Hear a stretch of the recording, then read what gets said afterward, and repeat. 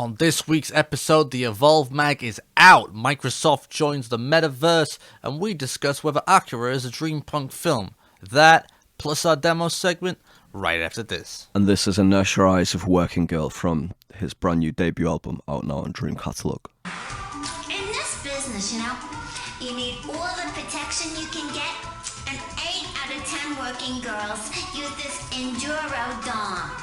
The antiseptic long-life condom that won't let you down.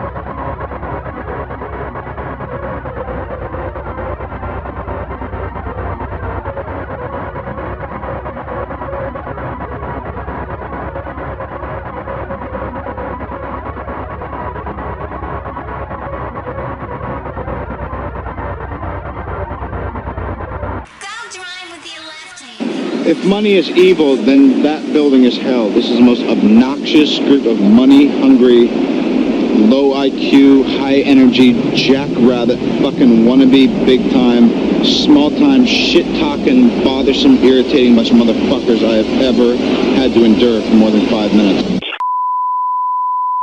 The following announcement has been paid for by the Canvas World Order.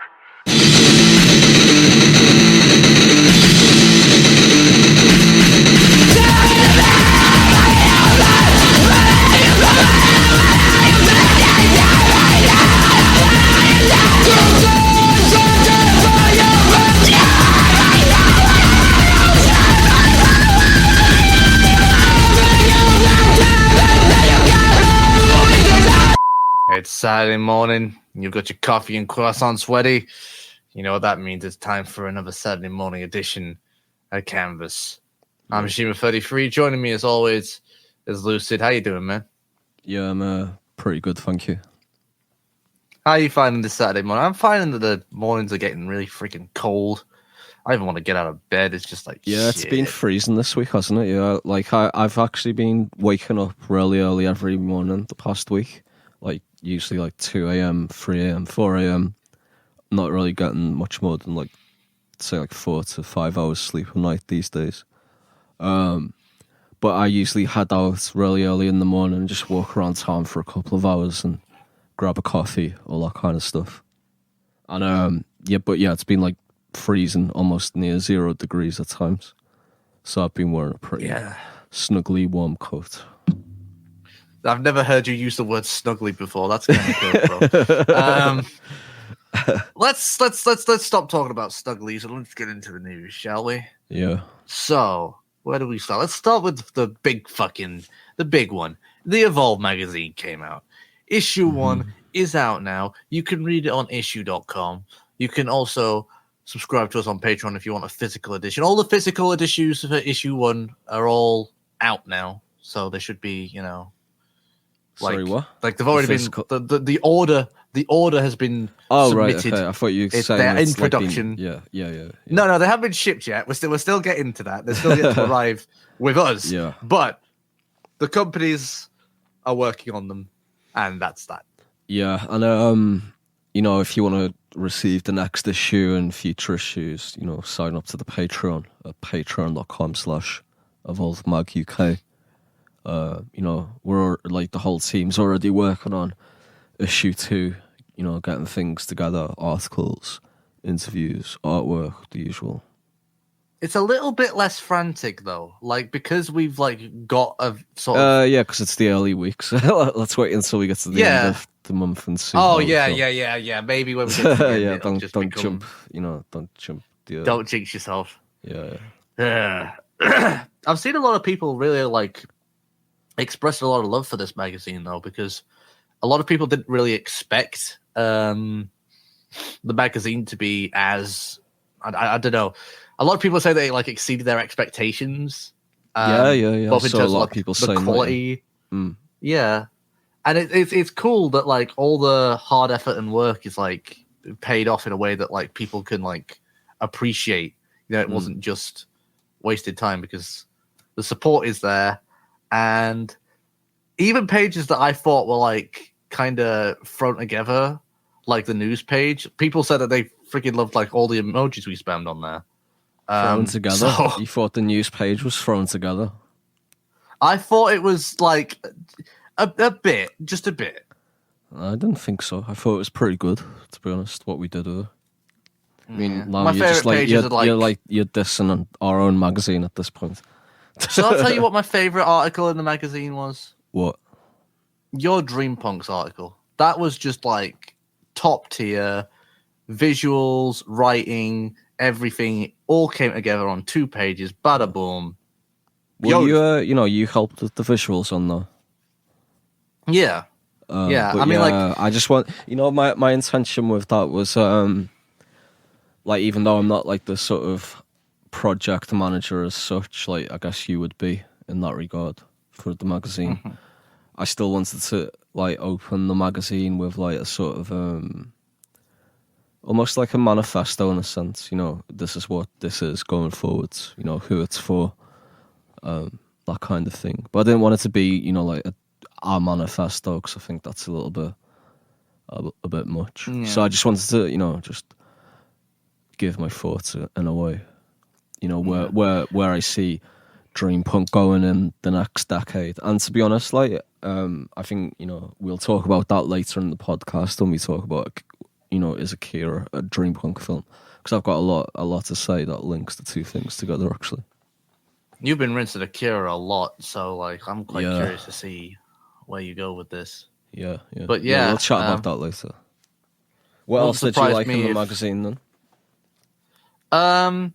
I felt like the Insomnia article was quite nice. Like the artwork for that, I made it, and I felt like the art and the sort of image and the writing all went together quite well. I liked the there's quite a few articles in there that are just like gorgeous in terms of like the art and the writing working together. Animus, there's another good example. Animus was really good. My favorite article was actually the one by Roma. I really liked that one. Oh yeah, the Accidental Life one. Yeah, An Accidental Life. Yeah. Roma's going to be writing a featured article every month for the magazine, and I'm pretty hyped to see what he's got coming up next. Because if you recall in the article, like he was deliberating on whether he was going to travel to Miami or not. Well, he did. So I guess like next month we'll see what he gets up to in Miami, which is interesting. I'm going to Miami. Yeah. Yeah, I sent him the that interviews. Good.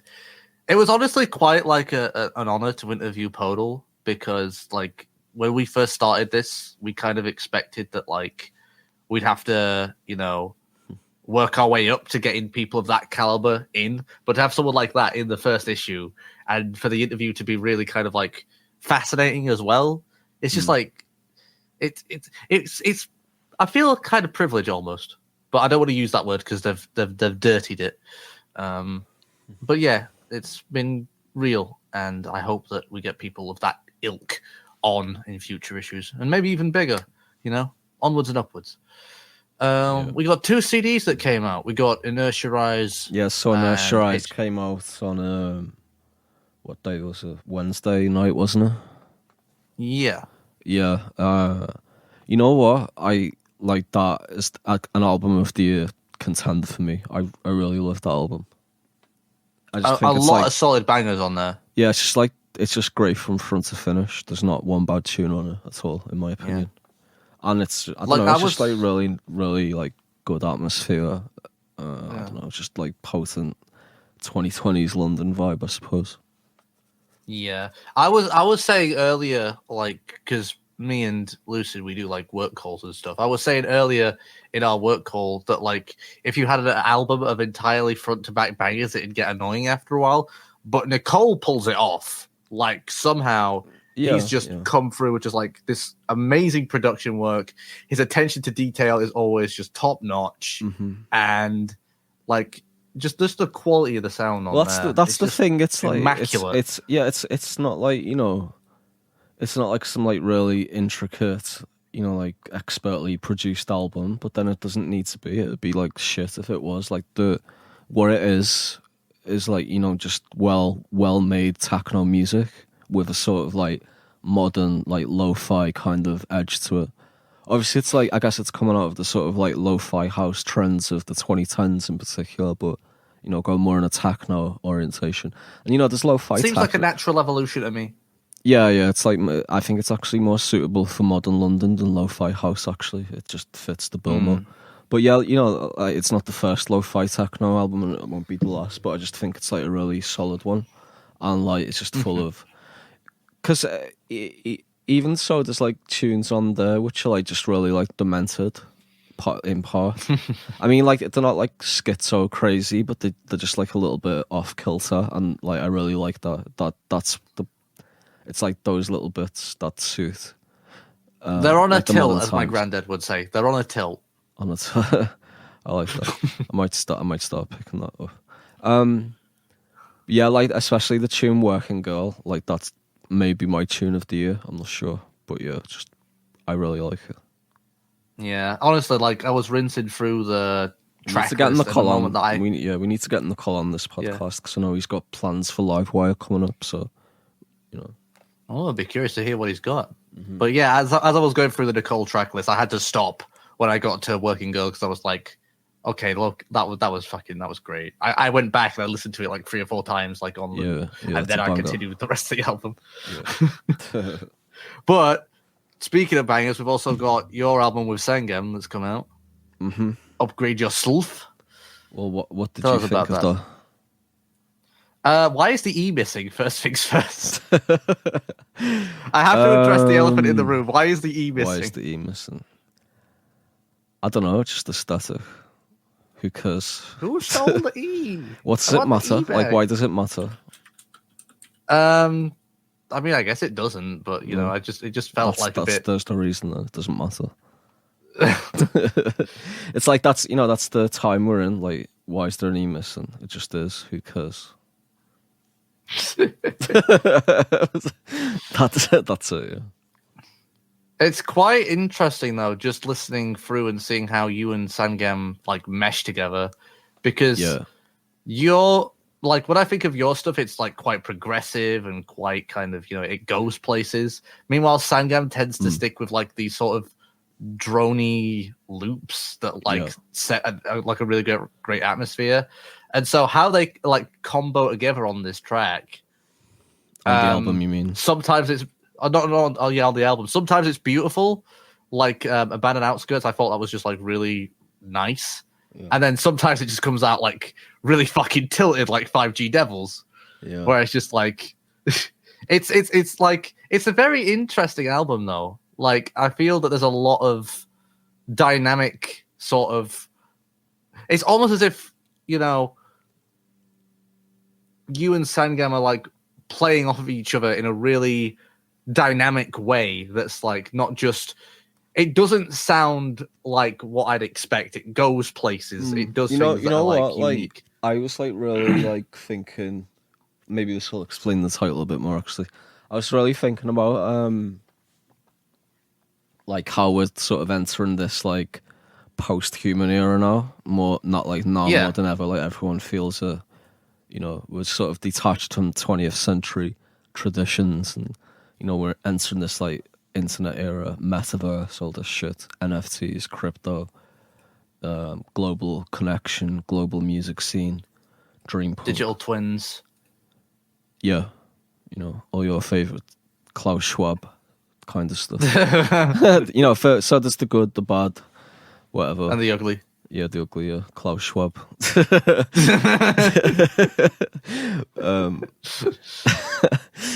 Please stop insulting me.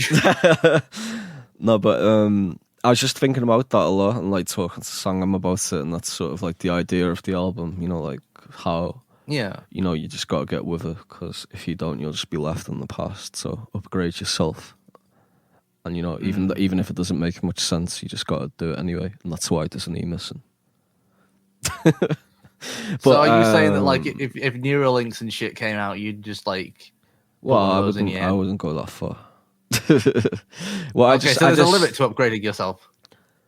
Yeah, I mean, what? It's not really biohacking. I mean, like that's part of it, but there's also like internet. Just like readjusting your mentality, like philosophy, spirituality, your politics, so that it covers internet as well.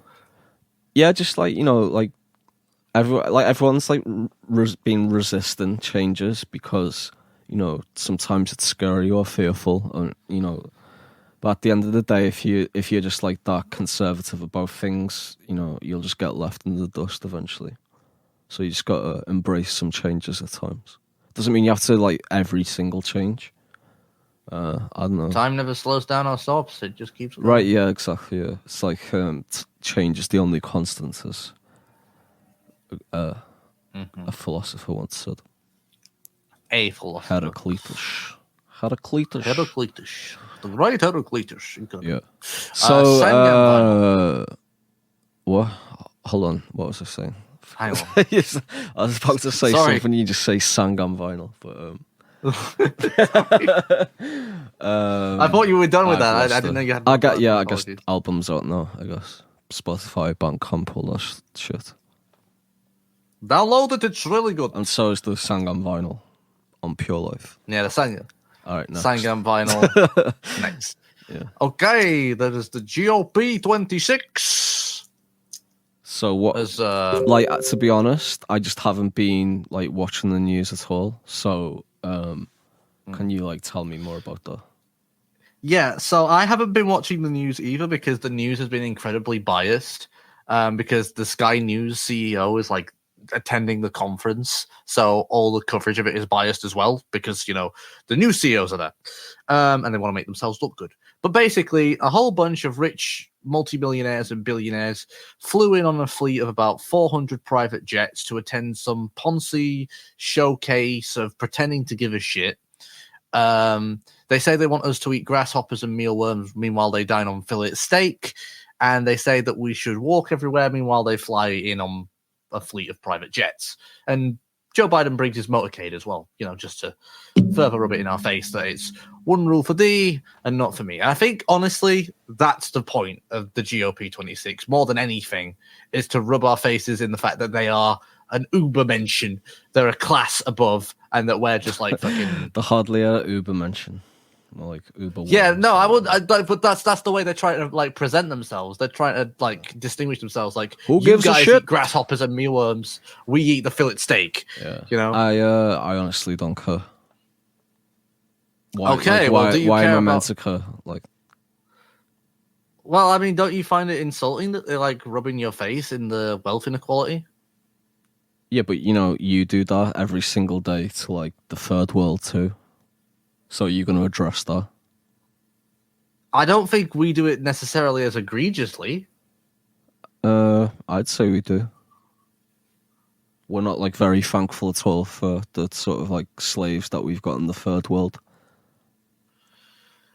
Thank you to all the Zimbabwean slaves who are working down the cobalt mine so that we can have our smartphones. Thank you. It's like, sweatshops, people earning pennies, kids working for pennies sort of on the sly, and all these like big corporations to make money off it, and then like then you get like all these people complaining about the rich in the West, and it's like take a look at yourselves first. You're benefiting off it as much as anyone.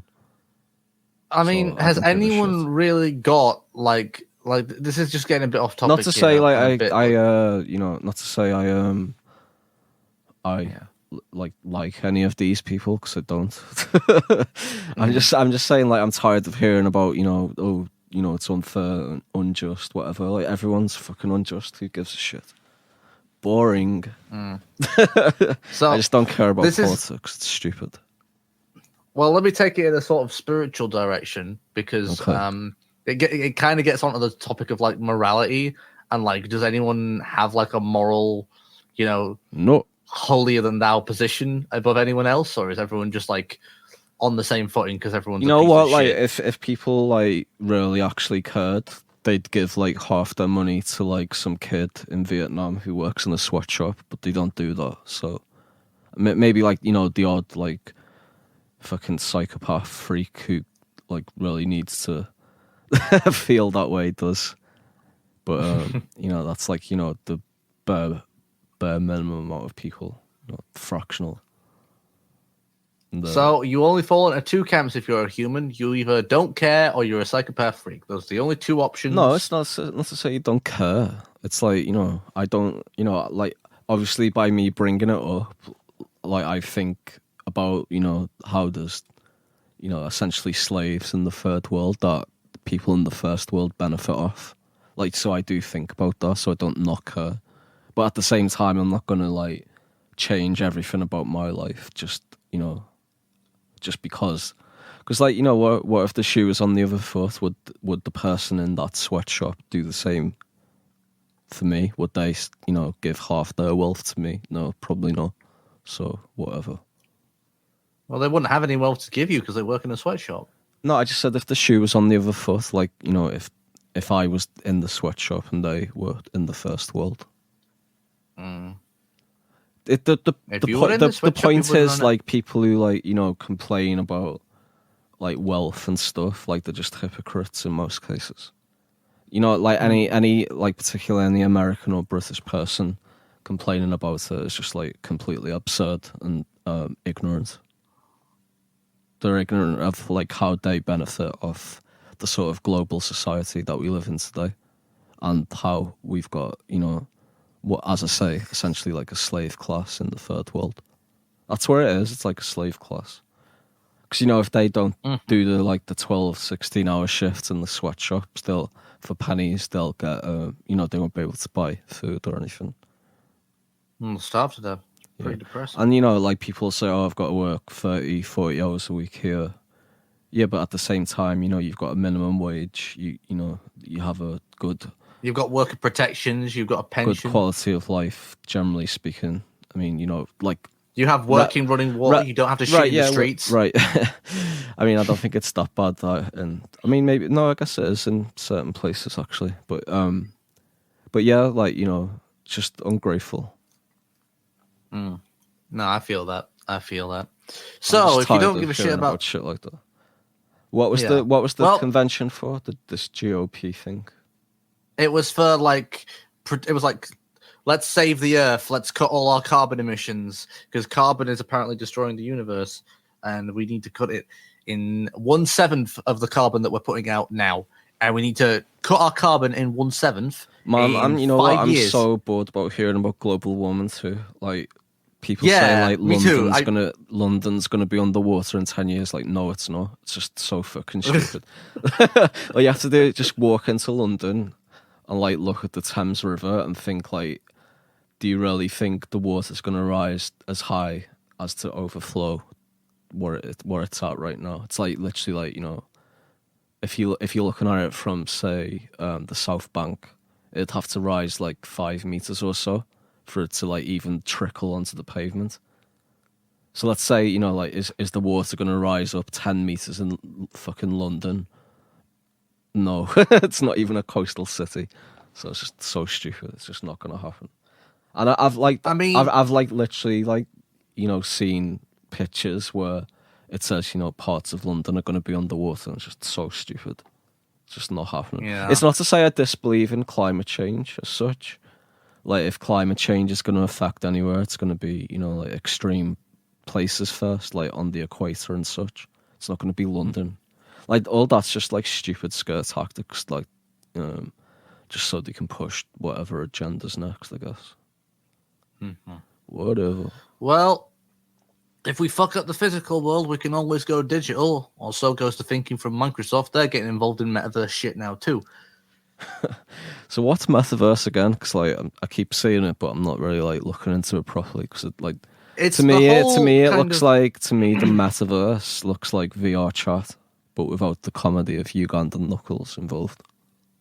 Yeah, it's basically kind of like that, but the idea is that also like all your digital shit will be like interconnected through the metaverse via like your digital twin. Sorry, like, what's this will be digital like your- twin? Basically, a digital twin in the UN documents is basically like a digital copy of you assembled using all the data that you've put onto the internet over the past like decade or so.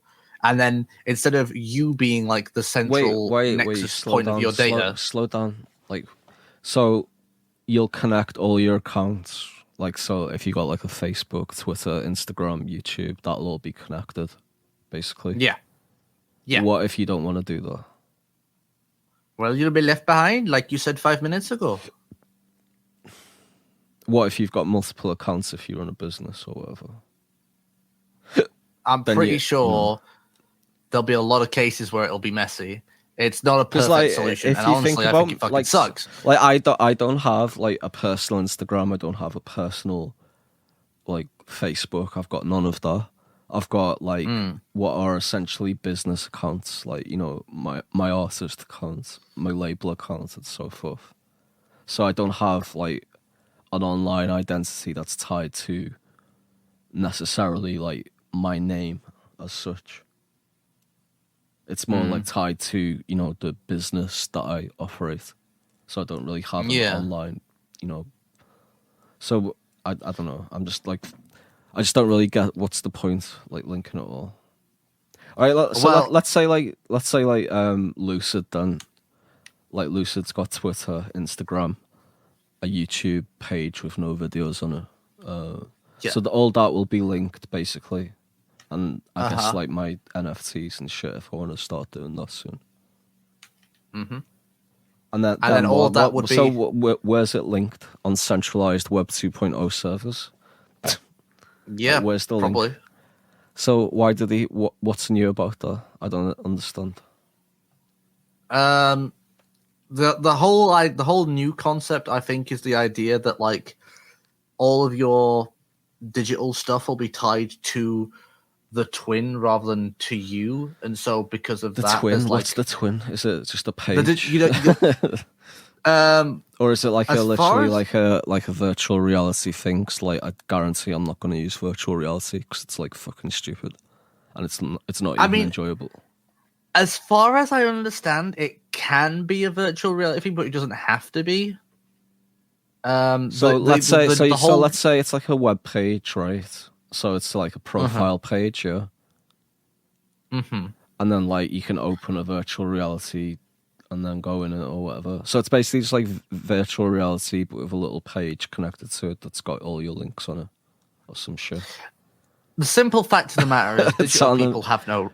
It sounded fucking stupid to me. Like it's not going to take off because, like, no, like virtual reality, right? I know Facebook have invested loads into Oculus and stuff, but that's never going to take off because, like, nobody wants to sit in the house with fucking massive goggles on their head for hours.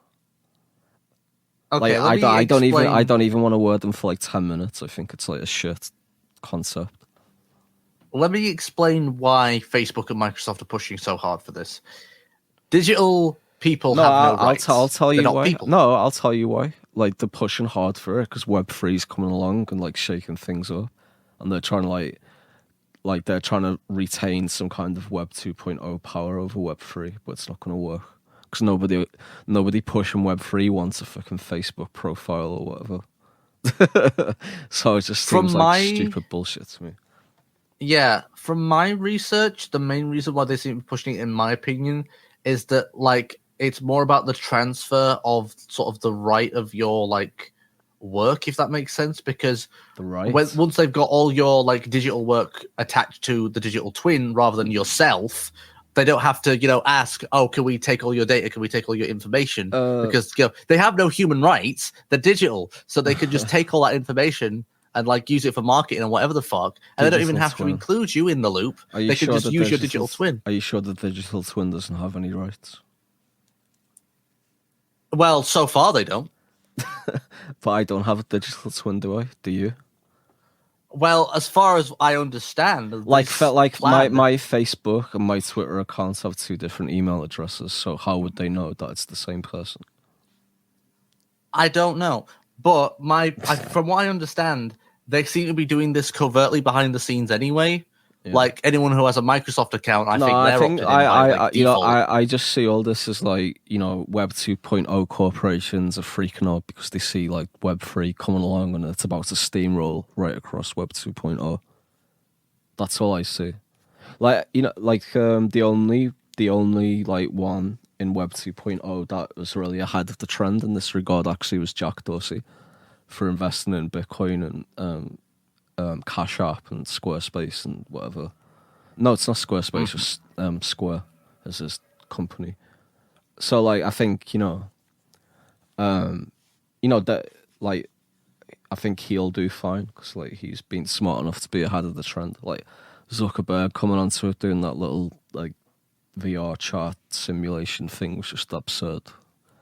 Like who wants to use that? That is like absolute shit.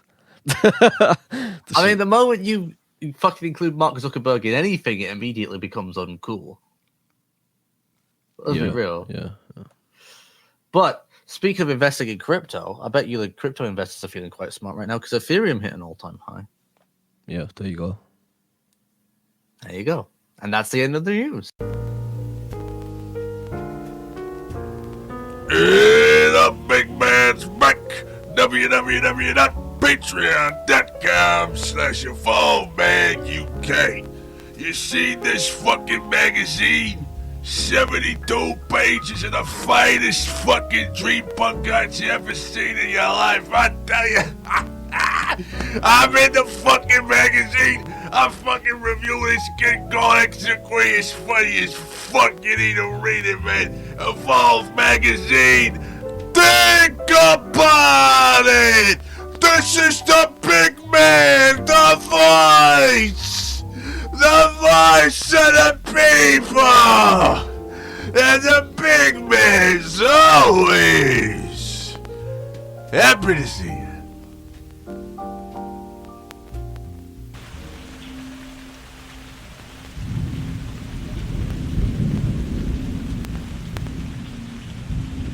Hang on, no, that's hang on a moment, please.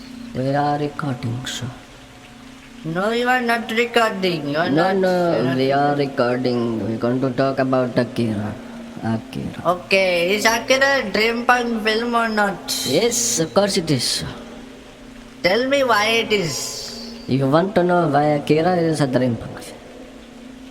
Yes, that's why I asked. Okay, please calm down, sir. I'm going to explain to you now why Akira is a dream punk. Tell me. I will if you shut up. Okay. Akira is a dream punk film. Because I like it. Come And on, I am a fucking argument with that. What happened to your accents? I had a cough and changed my voice because I was coughing. I apologize.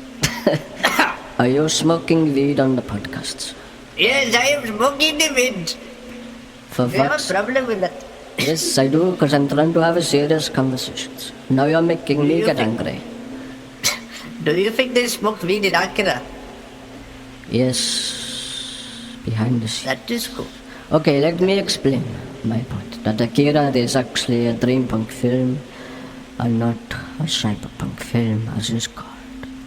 So the cyberpunk aspect of Akira comes from its futurism set in Neo Tokyo in the future.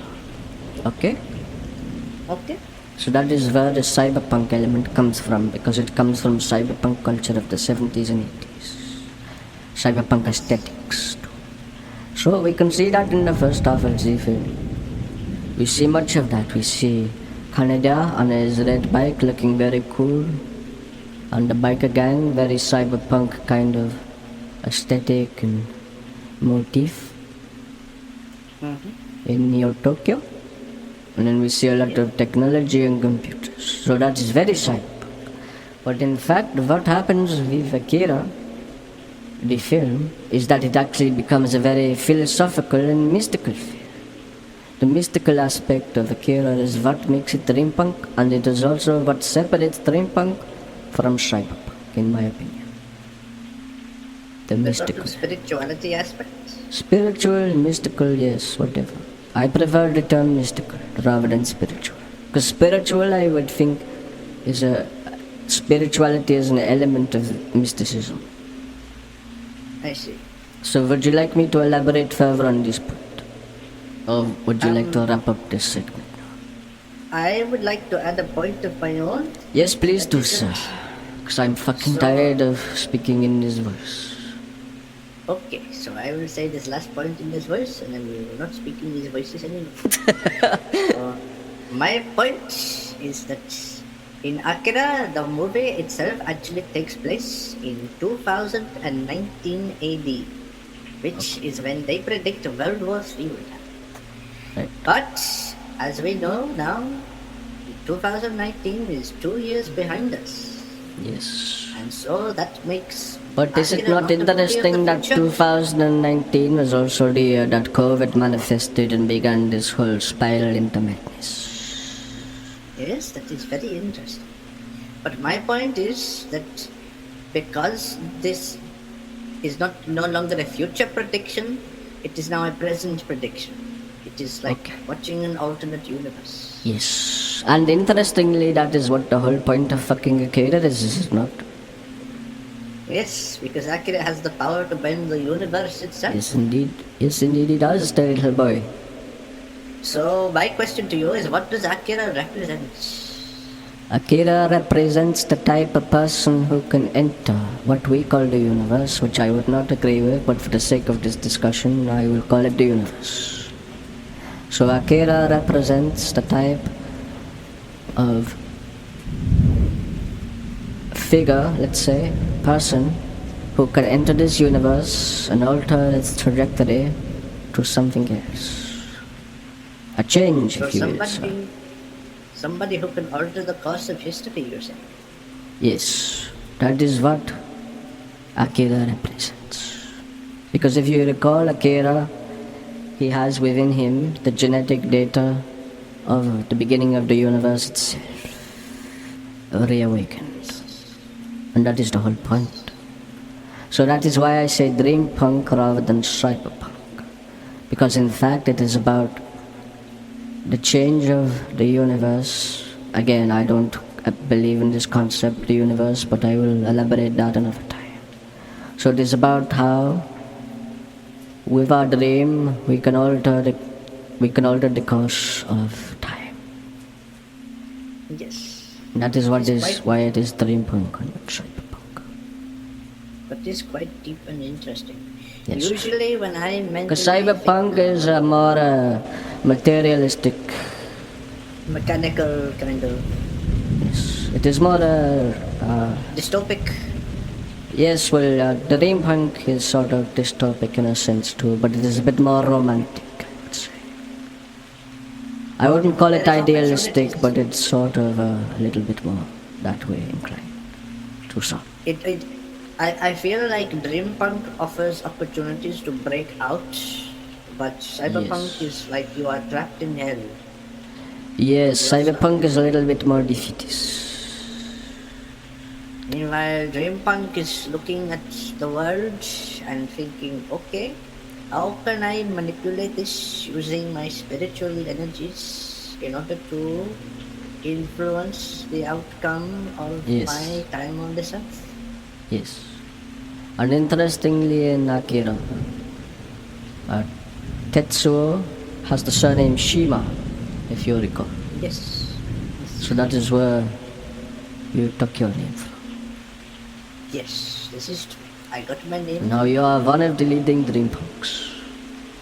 Yes, I am the leader of the dream punks. Hello. Hello. How does it feel to be a leader of the dream punk? What? why are you asking the question to yourself? Let me ask you, how does it feel to be leader of the dream punks? It feels very good. Thank you. I am so proud. What My is a fellow dream punk? punks. What is a dream A punk? dream punk is somebody who recognizes the dystopia of the present day, sees through the illusion of insanity and detachment, and decides to take matters into their own hands. See, I would say that is a little bit more cyberpunk. Oh, right, okay. The tools of the internet and also their own creative flow Right, to yes. I agree with that. create art that influences the cosmos. Yes, because I believe that politics reacts to art rather than vice versa. So I would actually agree with that, yes. The world is in a constant symbiosis. Everything depends on everything else. That is correct. But I think- by influencing one part of the chain, you can take every other part and change it accordingly. So if we alter our mystical orientation and get out of this kind of bullshit, we can alter the course of the universe. And that is what Akira represents. Akira represents a sort of change in the whatever. I feel that the Akira energy is very strong in the universe right now. Yes, I also feel it. Maybe we will see a tiny Japanese man metamorph into a giant baby and consume all of Tokyo.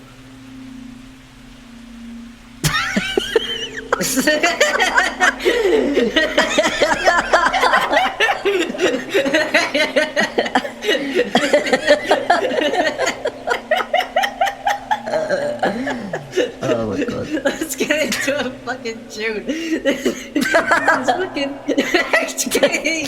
X-Psycho with Lilith.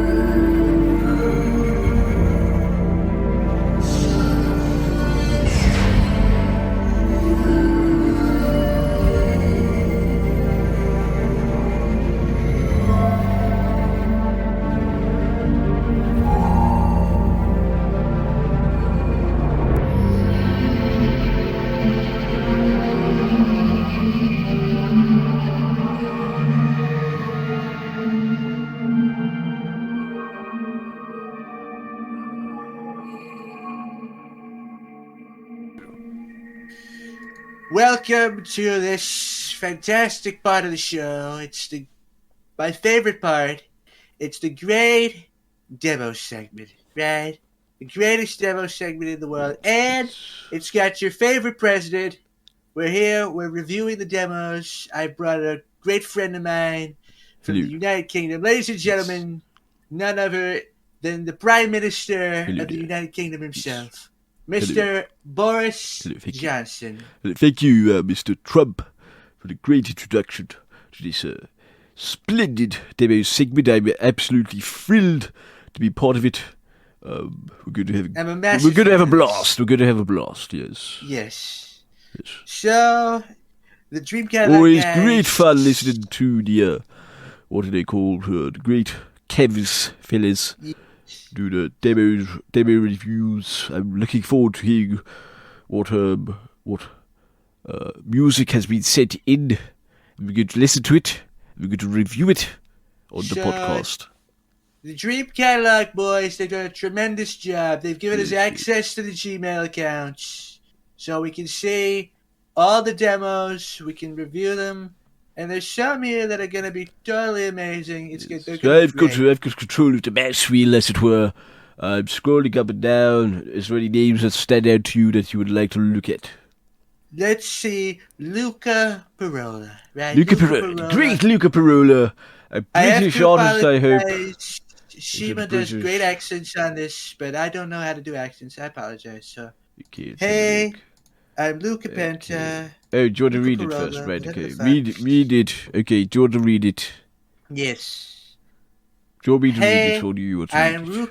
I'm Luca Parola, a.k.a. Pero G. Based in Bergamo, Italy. I've been there. It's a tremendous place. I'm a DJ/producer.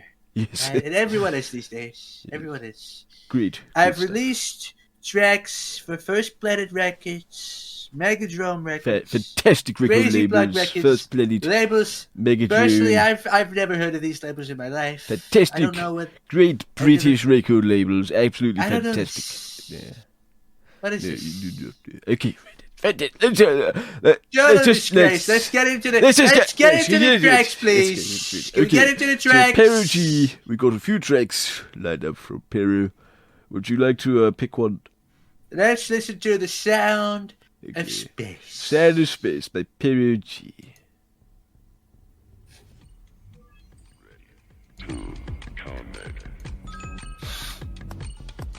Please leave your review, Mr. Trump, as you listen. I guess this is how it goes here on the demo segment. Squid Demos, as it's called officially. Squid Demos. Named after the great Squid Games that came out. Did you watch the Squid Games? I watched the Squid Games. There was a character actually based on you, in fact. Yes. One of the characters on you. Honestly, I was very proud. I was very privileged to see that the Squid Games... the character itself was actually a rather fat fellow, sort of making fun of you. That's besides the point. The point is this: me and South Korea, we get along great. I have many business partners in South Korea. I know some of the people who actually worked behind the scenes on that. Great Koreans. Production. We got many great Koreans in London too. Koreans. When I was mayor of London, I did many business deals with the Korean fellows. And, you and me, we both get on great with Koreans. I love the Squid Games. Both the South and the North. Great, both great. Fantastic. Sadly, this Squid demo sucks dick. It's so bad. Okay. It's just generic techno. There's nothing interesting here. See, I it's bland, it's kind of boring. Like it. I think it's fantastic. It's dumb. It's incredible. It sucks. No, actually, in fact, sorry. It says, in fact, it's an Italian DJ. I thought it was British. So, no, get the shit off. Get him the hell out of here, would you please? Get him the hell out. Get him the heck out of here. Get him out of here. Get him out. Security. Get this guy out. Yes, I'm not much of a fan of Peru. Peru G, probably a stinky Mexican jumping over the border into our demo segment. Yes, okay. Made of his Mexican VSTs. All targeted, of course. Can't afford them. I'll pick the next one. Saeed Farnudi, great British Saeed. Saeed Farnudi. Hello, Dream Catalogue. Well, first things first, it's not Dream Catalogue, but whatever. My name is. No, we are doing a Dream Catalogue demo segment for Canvas. Yes, but we're not Dream Catalogue. We're Prime Minister and President. It's slightly different. So it doesn't say hello, Mr. Trump or President Trump. It says hello, Dream Catalogue. But that is because we're doing it on behalf of Dream Catalogue, you see. On behalf of the great British Dream record label. Yes, we get it. The great Boris, yes. Boris, we get it. Thank you. We get it. On behalf of the Dream Punks. Let me read the fucking email. Yes, quite. Yes. Okay. Right. My name is E2ZA. Right, yes. I'm a music producer. I have a brand new unsigned track that I would like to release on your label. Can we just It's please, Mr. Trump? This I is just a want to get into 58 beats per minute track called Aurora. Right? Well, I am going to Aurora. play his song Loser, as Aurora. Aurora has been deleted. I Mr. want Trump. to listen to Aurora. Mr. Trump. Right? I want to listen to Aurora. Please, Mr. Trump. Aurora has been deleted, so we're going to listen to Loser. Okay. The Great Loser. Why would I want to listen to a track called Loser? I'm not a fucking loser. I'm winning all the time. I'm making billion-dollar deals. And this song sucks donkey dick. Right? Okay. It sucks. It's terrible. Right, I need to be off here because I need a drink. So I'll be back in a moment. You listen to Loser. I didn't want to listen to Loser. This song is terrible. It's so bad. You can hear it. Listen to this shit. It's just generic pop crap played on SoundCloud. What is new about that? Generic 808 hi-hats and drums and snares. Nothing original here at all. Just a total disgrace, honestly. E2ZA, what is wrong? Why have you got such a problem? Is it because you're a Mexican? Is it because you're an illegal immigrant? Or is it because you're a part of the trading club? Either way, you need to get the hell off of my SoundCloud stream, okay? This song is terrible. I hate it.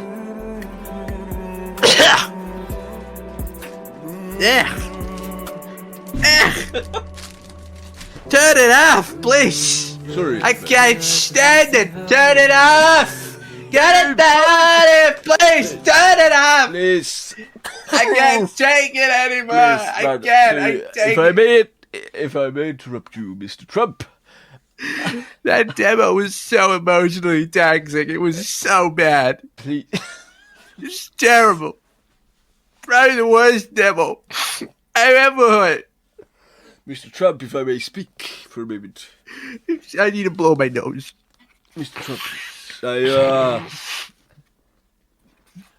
Okay, I feel Mr. better Trump, now. I can't handle this demo segment any further.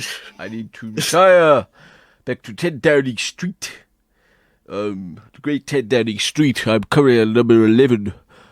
The Chancellor's house, I think. I can't even remember where I am, to be honest. I actually, I had to go to the fridge just now to get a great British vegetable samosa. A Marks and Spencer's vegetable samosa. Indian, What's the well, samosa? British Raj What is that? cuisine. It's cuisine I've from the never British heard of that. What is Raj. that? What is that? I'm trying to explain, Mr. President. It's a cuisine from the British Raj. India. You're eating Indian food in Britain? Yes, it's a great historic British Raj cuisine, which was produced by Marks and Spencer. You see, I had an energy drink before the show that's really getting to my head now, actually, and I need to fucking calm down a little bit, if you don't mind, sir. So I'm having a samosa. I need to relax. Please, can we relax? Okay. Well, you know what your favorite Please person's stop gonna do shouting next? at me. I'm not shouting. I'm I'm talking in a using very the calm, samosa. No. very calm business voice. Okay. And I tell you what I'm going to do to make the situation even calmer. I'm going to smoke a little bit of weed Yes, please. on your show. Yes, Mr. President. Yes, Okay. McQueen, I will eat my British Raj samosa. Okay, I'm going to smoke weed. The great British Raj. I'm trying to calm down a little bit here. I get a little bit excited when we talk about great British Raj cuisine. From the great era Roman. of Victoria, Queen Victoria. Okay, I'm calming down. The fucking energy, the flipping energy drink got to be a little bit. And you are partaking on the old little wacky tobacco, as it were. I can't take this. What is this? Is this legal? Okay. Why do people smoke this shit? Oh, that's disgusting. That's so bad. Okay, can you, I'm going to eat my delicious small samosa, but can you please, pick one of the names? I'm sorry. Let's listen to Paolo Palladori. Oh, that's a fucking Hello. Italian. Another flipping Italian, as it were. Another fucking Mexican jumping over the goddamn border. Yeah. Hello, my name is Paolo. I'm an Italian musician based in Australia. I have 8 unreleased and unsigned tracks that I would like to release on your label. Get when I it perform. in Santo Demi, begin to listen. That's all We me to sent know. 8 demos. This is one called 45 Crowns.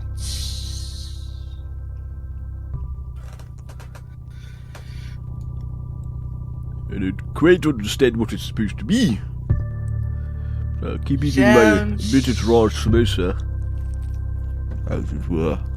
Sounds pretty Sounds kind of pretty shit. lo-fi.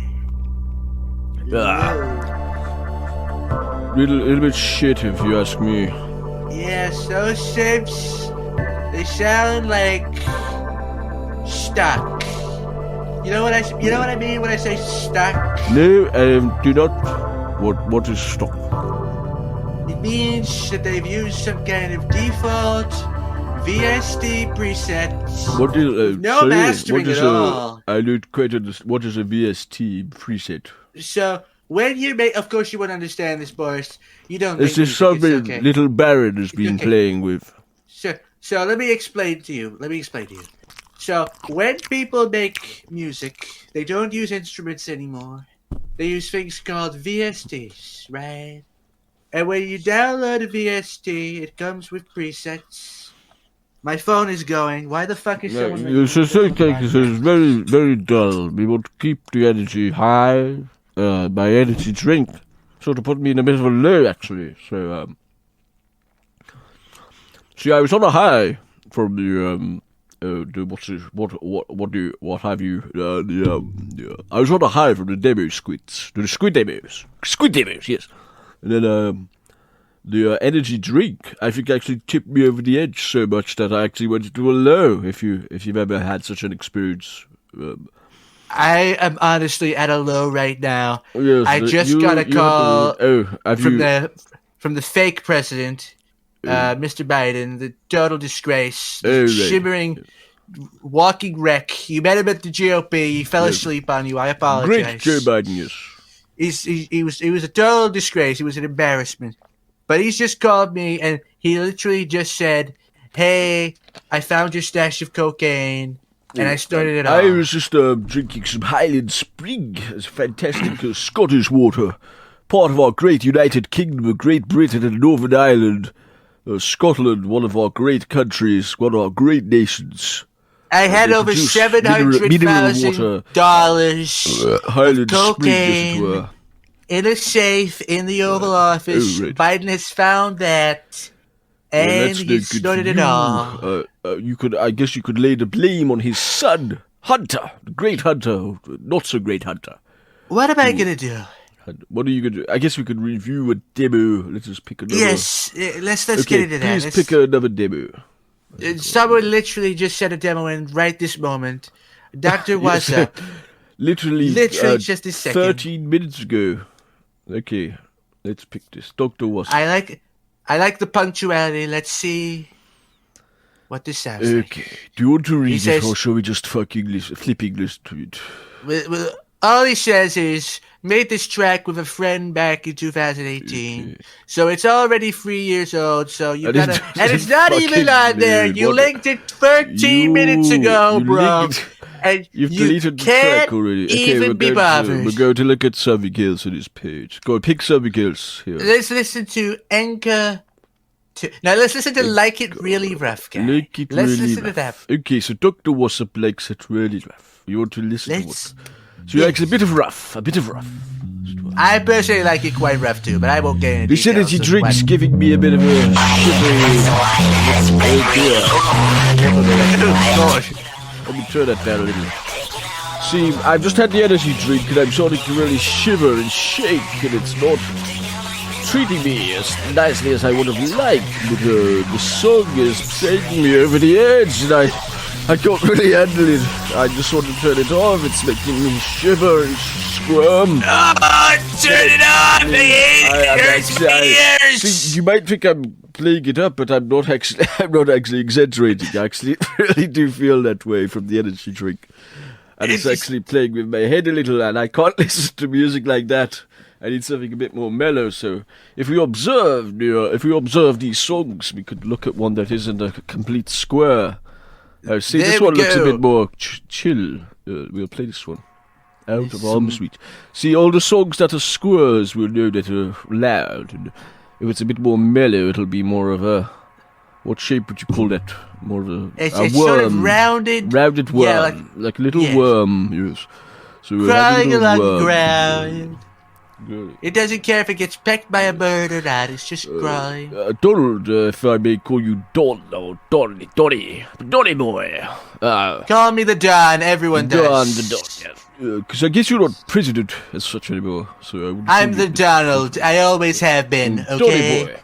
Donny boy, The my old Donald. chum. You see, this is a exquisite piece of music. And it's absolutely see the sort of mood I'm in right now is one of absolute derangement. You see, and this this piece of music is absolutely exquisite. It's taking me to some kind of higher transcendent realm. Let me turn it up and we can listen to it. Oh my God. Boris, are you transcending right now? I think I am, Donny boy. Yes, I think I'm transcending. Unbelievable. You transcend in the middle of a podcast. I need This to is so I need to call my unprofessional. wife. I'm transcending. What's her name again? Why are you calling? What's you don't my- even remember what's- the name of your wife. What's my wife? Let me Google that. Are you sure you're not having Carrie! an episode of... Carrie! I need to call Carrie and tell her I'm transcending. Are you sure Wow, you're not this having is an absolutely- episode I of actually, early onset dementia? yes, something of that nature. I actually think this is quite... Wow, holy moly. Holy mother of... The great mother. Jesus Christ. Jesus. Great Jesus. So Muhammad, as we have here in the UK. We got Muhammad, we got Jesus. Who is that? we Who got is this Vishnu. Muhammad guy? Oh, we got so many great religions in the UK. Why Also, are you naming random Indian people? Muhammad. Doesn't make sense. No, he's not I Indian. know he you're was actually transcending, an so you're Indian. tripping balls. No. Go to what Personally, other I'm religions do we tripping have balls here? We got Christianity, we got Islam, we got Islam. Ooh, I don't like what lamb. happened there? Oh, holy fucking hell! Oh, he's... I have to say this is one of the best, most exquisite pieces of music I've ever heard. I wouldn't if He's anyone. modulating the volume knob. That's incredible. That's truly great. I don't know if it's because of my transcendent state that I'm in, but it's actually fucking blowing my mind somewhat.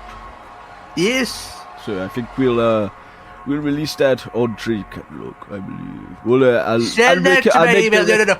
We'll I'm going to release make it. the recommendation to the great Yeah. what's his face British Sheba.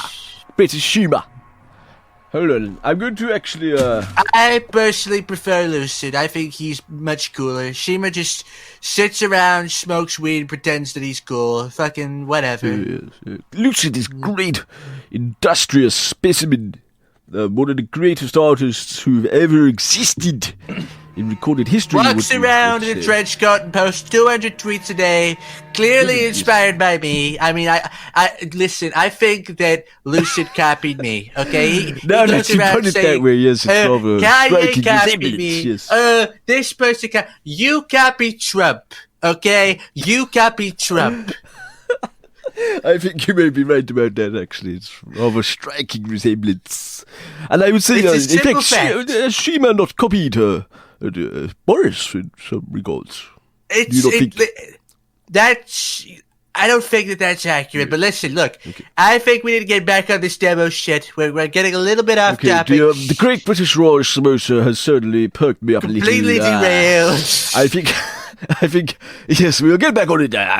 The energy drink starting to sort of down and that. The energy drink put me on for some fucking flipping reason. So, one off I have no idea. I've never had an energy drink that's put me on a downer before. That was absolutely absurd.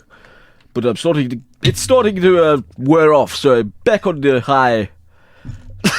I don't know what kind of energy drink you're drinking over there. Let me tell you about it. It's a Great British Tenzing. We got a lot of Chinese people here now too in Britain. So whatever. Let's review a fucking demo. Can we just please? Okay. Review a demo, please. Right, let me have a look here. Let's see Butt So, Banshee. I wanted to Get tell Butt you about Banshee up for me, Tenzing. I wanted to please. tell you about Tenzing. Right. So, I want to read the back of the can. Nice. You've just discovered a new way to energize yourself purely from plants. We've got green coffee, guarana, acerola, Himalayan rock salt, green tea lemon juice, beaten fruit sugar. It's caffeine content 32 milligrams per 100 milliliters. Is Himalayan rock salt Not the new recommended for children or pregnant women. I believe Carrie is pregnant right now. Let me just Google that. You believe she's pregnant. You don't even know. Is You Carrie don't even know. pregnant? Again. Boris, one question. Is Himalayan rock Yes, salt... she is. Yes, in fact, she is pregnant. Yes, the great Is Carrie. Himalayan rock salt Carrie! Great Carrie! slang word for cocaine or what? No, What is that? No. Please don't accuse me of such. Boris, I know you've got a giant, massive nose, two humongous nostrils. I wouldn't quite say that. I think that's rather rude, but anyway. You've got one of the biggest noses I've ever seen. Can we I'm just being honest. pick another song, please? I'm picking Butt Banshee. Can we please listen to Butt Banshee? Christ almighty. What is this? Banshee. Hello, this is Butt Banshee. Right. Here is my debut demo. It's called Ass Angel. You're gonna love it. It's gonna sound great. Okay. Let's listen to Butt Banshee, please. So the picture is a butt. I believe that you British people call it an ass, don't you? You call it an ass. Only got the wet word, great trombone sound.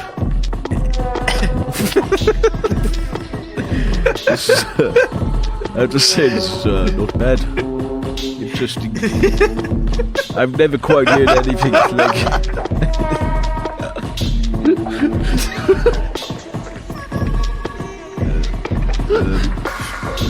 Trombones are great British. It's sending me south. So Ralph Vaughan Williams, I believe Ralph Vaughan Williams would use trombone in his orchestral works. Turn it off. It's sending So me it's south. definitely a I definite can't- British tradition in the. I love Texas, but I don't want to go Ass south right now. Right. Yeah, I do want to listen to a bit more of it. No, please turn it off. Turn it off.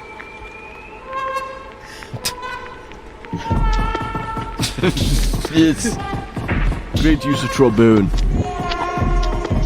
What a beautiful instrument. Oh, my lord. I think I'm transcending now. I've been in contact with a god of sorts called Butsummit, who would certainly release Butt Banshee. Boris, I'm transcending. So I'm going to you transcending now, Mr. Trump. Boris. Donny boy. I'm going to send this to Butsummit. Ivanka, get in here. I'm transcending. Ivanka. Carrie, come and listen to this, Carrie. Ivanka. Carrie. Let's listen to a demo together, you and me. Carrie. Baby. Carrie. Is that Ivanka? Hello. Hello, Carrie, come here, Carrie. Come on, Carrie. Let's Carrie, come here. Come on, I know you're preggers, but come over here. Come We'll here, listen guys. to the next demo. Hello, Carrie. Let's listen to Joe. Okay, we got Haley McDaniels. Is there? The great Isn't she Haley. a fucking Is she a fucking I don't think you can say words like that on the podcast, Mr. Trump. Yes, I can. I can get away with it too. Sort of a little offensive. I don't care.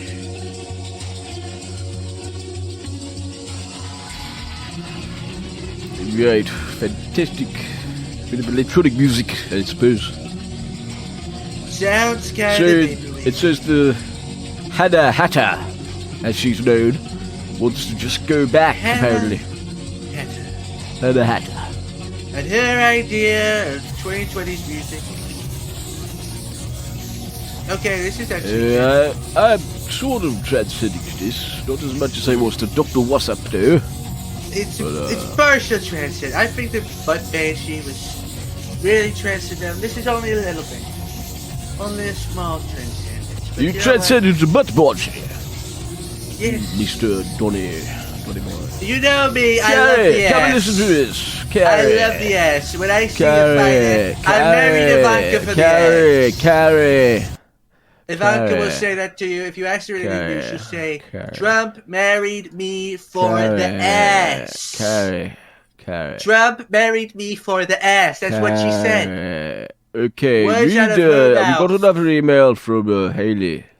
Great Haley. Another demo from Hannah Hannah. Unbelievable. Just realized I should probably put some text here because of the spam thing mentioned in the last episode. So you listen, that's great, cool. So you'll be able to hear me call you a incredible. To better judge the quality of the song, here are the samples used. Why are you linking me samples?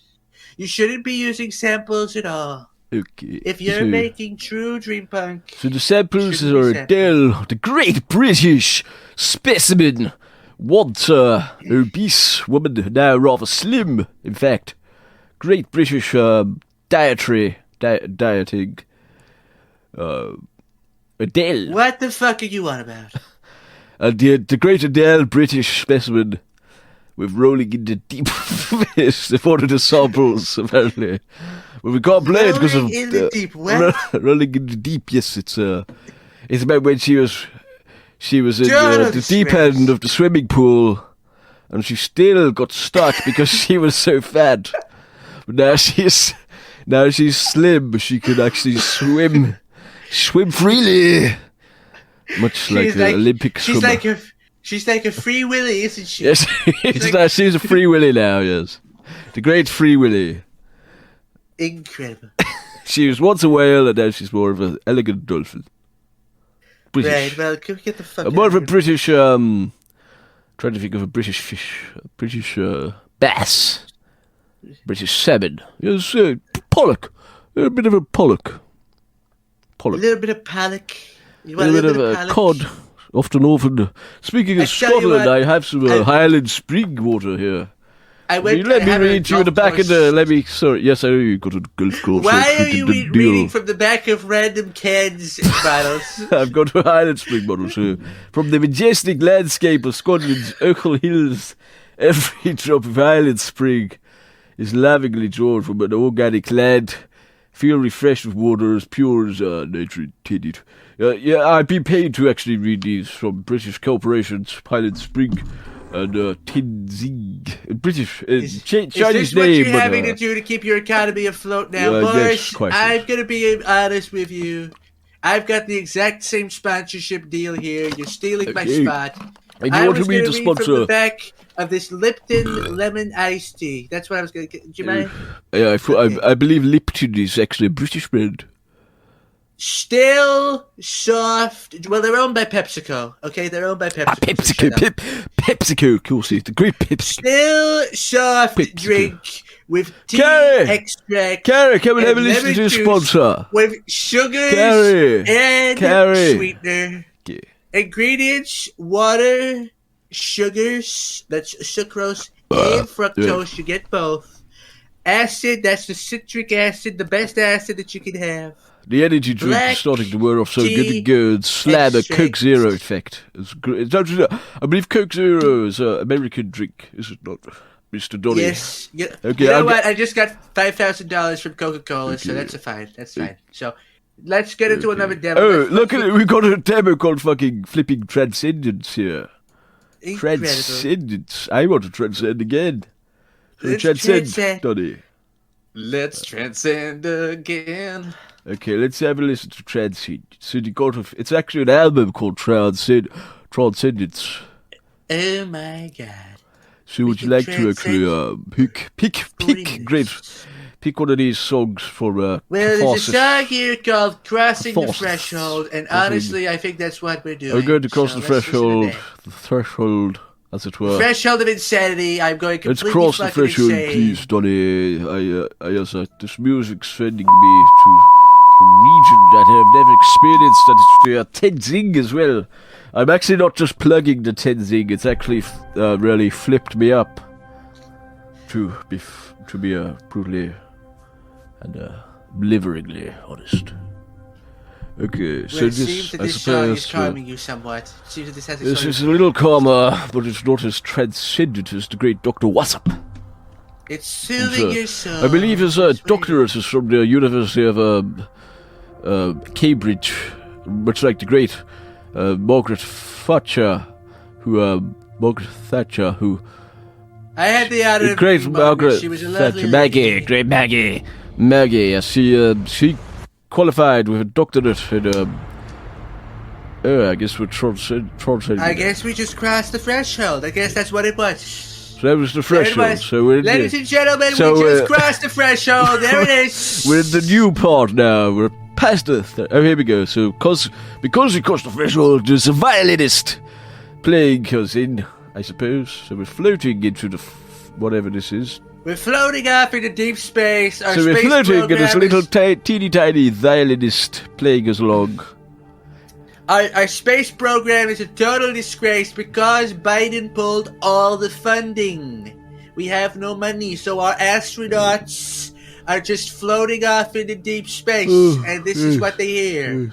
It's a total disgrace. We have good American people out in space dying, right? They're dying, all because Biden doesn't want to give them any money. It's a disgrace.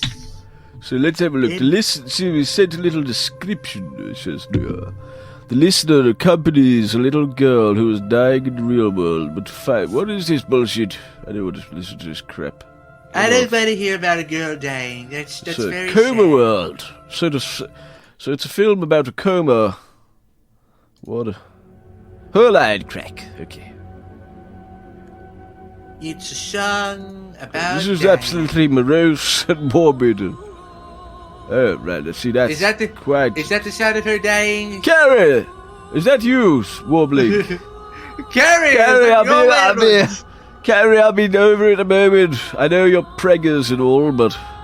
Ivanka, have you been practicing your whale singing again? No, that's You've been going to Carrie. SeaWorld. Carrie.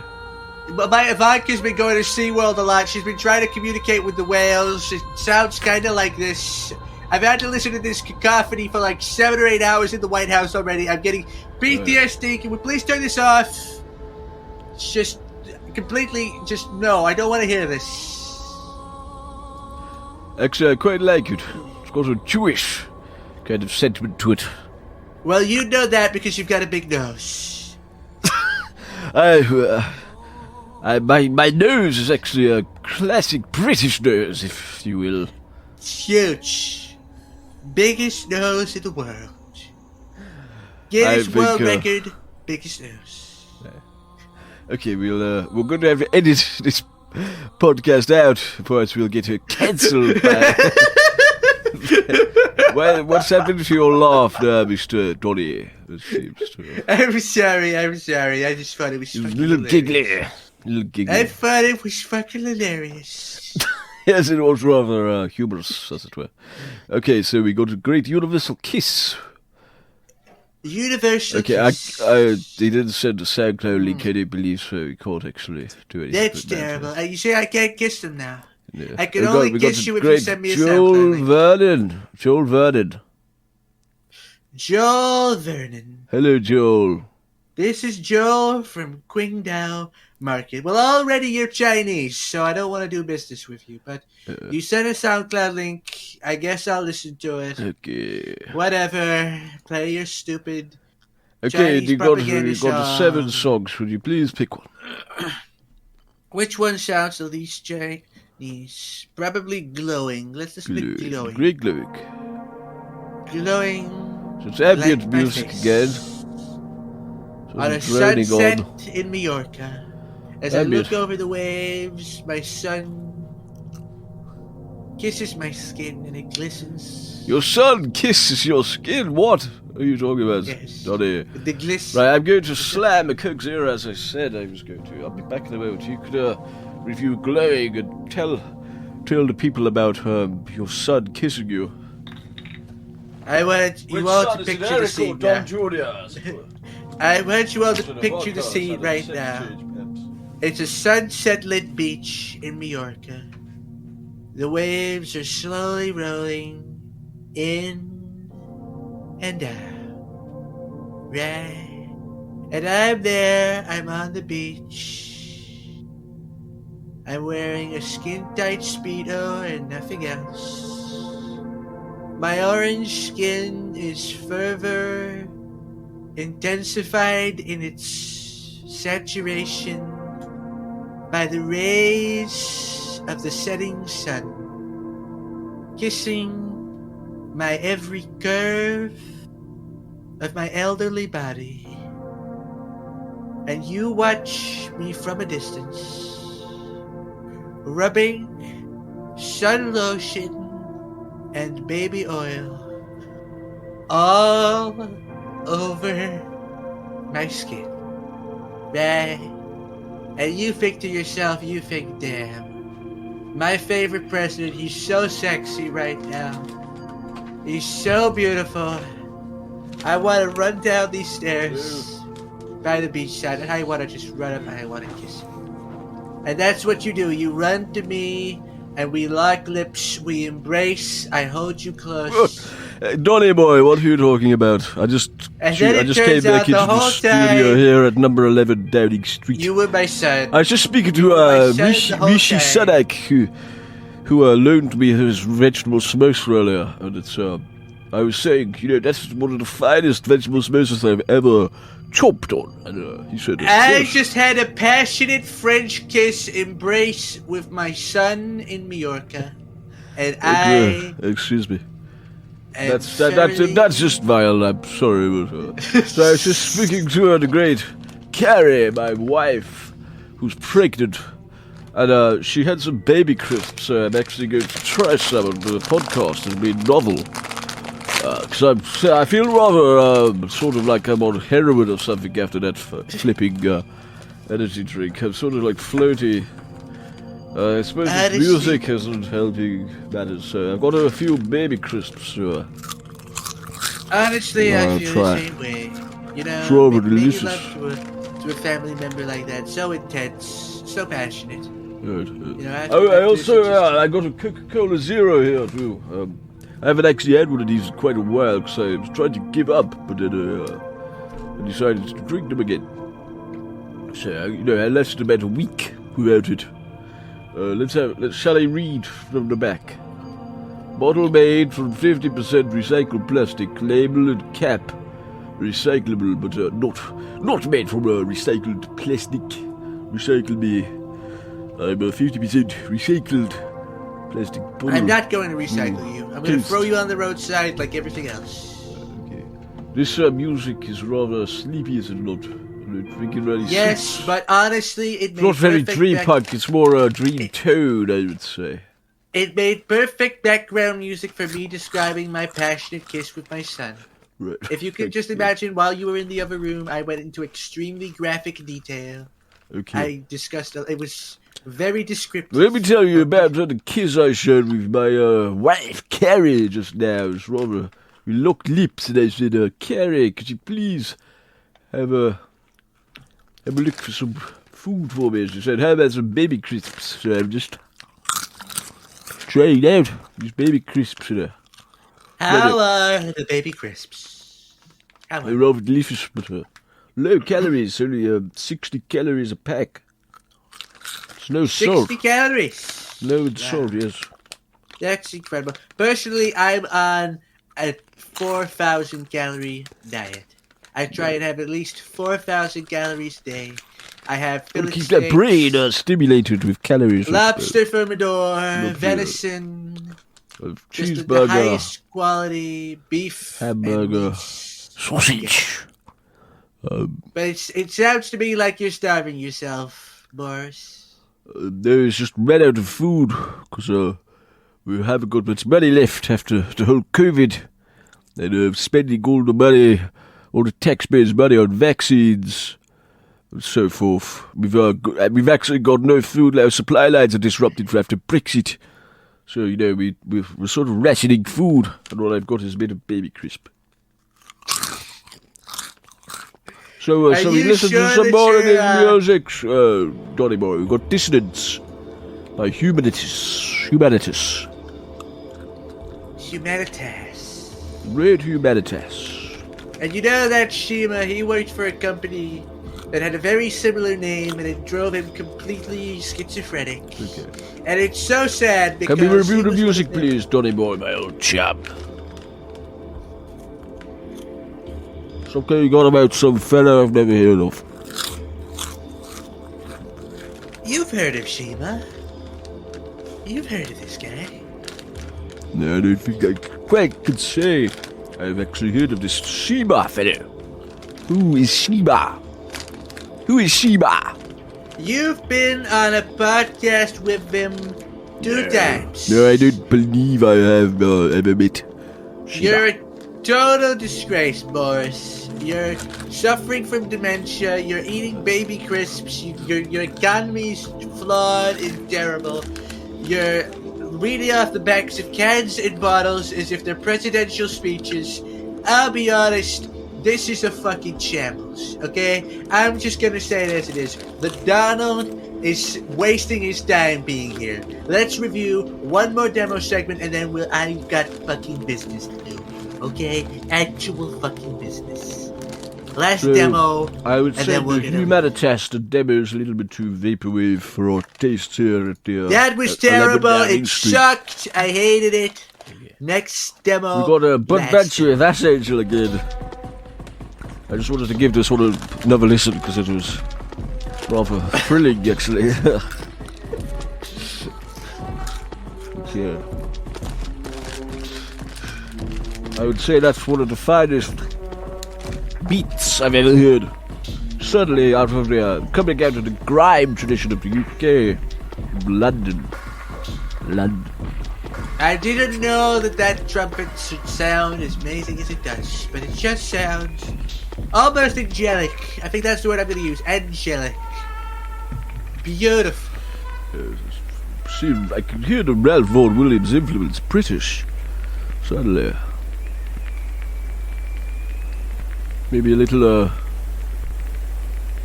Okay, what's happening now? This is just static. I don't think we heard this part earlier. Static.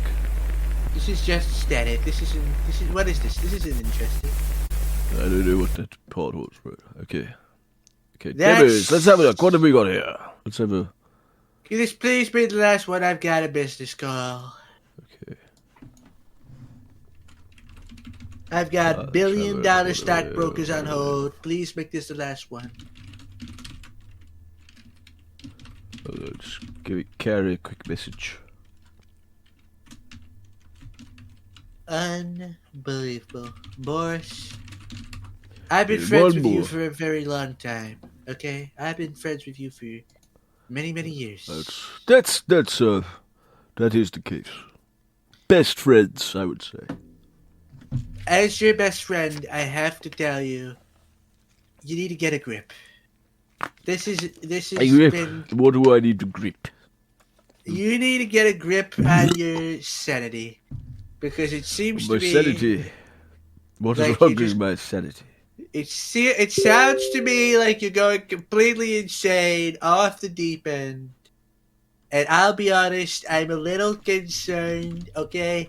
I'm just a little concerned that maybe you're going crazy. Okay. So last demo. Could you pick one, please? Let's pick Daniel. Let's listen to Daniel. Last demo. Okay. No, it doesn't work. No. Next one. That's shit. Let's listen to... Osvaldo. There's another Mexican. We need someone British. We need someone of British stock. Ken Winter. Let's listen to Ken Winter. Ken Winter. No, sir. He's not British. We need a Britishman, an Englishman, a Scottishman, There's an someone Irishman. from Miami there. There's someone from Miami. Okay, Mar-a-Lago. United I know you love your Miami, Mar-a-Lago. Yes, George A. Bendick. Of course, you invited me over to Mar-a-Lago once. George A. Bendick at the top. We had Play him. cheeseburger, chips, the fries, as you call them. Open up the George A. Bendick. George A. Bendick. Okay. Dear all representative, my name is George A. Bendick from Miami. I am a songwriter and performer. Good start. Good start. It's a solid outing so far, George. Music is my passion, and I am on a journey. What does that mean? That's fantastic Already, news. We love to hear industrious entrepreneurial spirits. I am looking for a company that can get me to the next level in my Now, this is career. this is a fellow who's going places, no doubt. So this is a strictly business email here, right? We have to take this seriously. He's won several awards on radio airplay contests. It's incredible And news. he's uploaded his music to Sounds like an SoundCloud absolutely fine chap. and TikTok. TikTok. So already Ahead he's of the getting curve. minus points from me. Oh, great TikTok. Using Fantastic application. a Chinese social media I like platform. to Already look at TikTok. minus makes me points rather- from me. Click on the SoundCloud link. Click on it. Click on it. Click on it. Click on Okay, it. so it's called Dirty Pretty Things by George Bendick.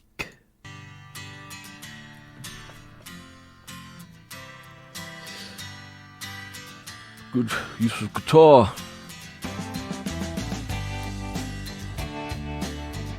Thank you for calling the White House.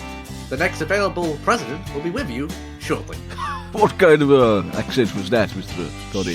That was my hold voice. That's my hold voice. This is my hold music. I don't know how this got in the demos. I'll be honest. Please, I have can you please listen, because I'm quite enjoying it. It was the type of music Carrie and I would actually listen to in the evenings. She would be making dinner, probably a great British. You don't have a butler for that? Fish and chips. Carrie, she's wife, wifey, has to make the dinner. She'll be making the dinner. We'll put this on the CD player. Crack open a little bottle of bubbly. Wait a minute, Boris. Do you, like me, firmly believe that all women should belong in the kitchen? Oh, you not just believe, I know it. Of course, great British tradition. You see, I knew we were best friends. So I believe that's what George is trying to say. So we analyze the lyrics. Right, let's listen from the beginning. We'll do a full analysis. Let's listen to what George has got to say. A philosophical, political, Analysis. cultural analysis. Yes, critical theory approach. So she moves. So, of course, George here is talking about a woman of sorts. But let's see how she moves. She moves gunfire. Okay, so pause there. That's an inherently racist lyric. You said gunfire from the South. That's implying that all Texans are part of gun violence. That is totally wrong. George, you are a fake and a fraud, and I'm not inviting you to Mar-a-Lago anymore. I believe he was actually maybe perhaps referring to a Mexican from the South. The South of Texas, Mexico. So would you be less inclined to call him racist if that were the case? If he was insulting the Mexicans, that's fine. But don't insult Texas. Texas is very strong. Very proud people in Texas. I've actually been to Texas. I had a great steak and chips. Steak and fries in America. Anyway, let's continue this analysis. The music.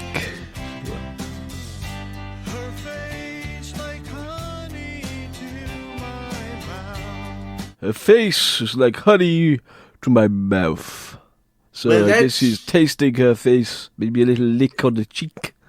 It sounds to me like this So it's a George Mexican guy. lady with a gun. It And then sounds he's to licking me her like cheek this and it tastes George. like honey.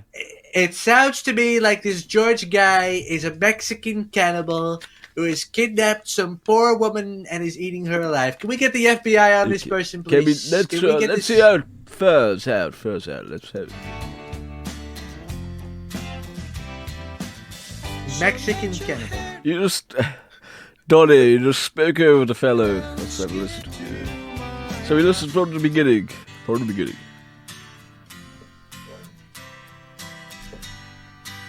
Why are you putting me through this?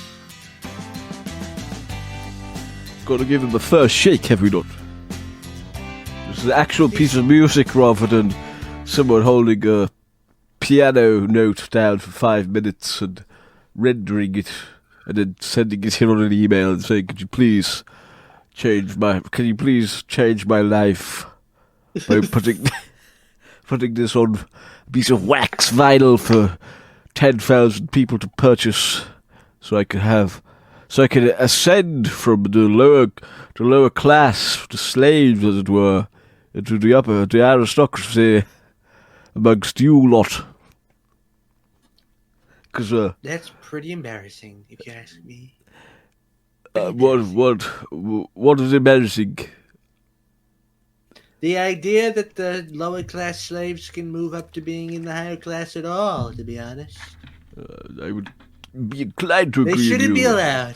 I say Shall it we bluntly, listen? I know Let's listen from the top anyway. We're getting carried away. Carry. We're getting carried away again. I make that pun at least 10 times a day. Okay. Okay. From the top.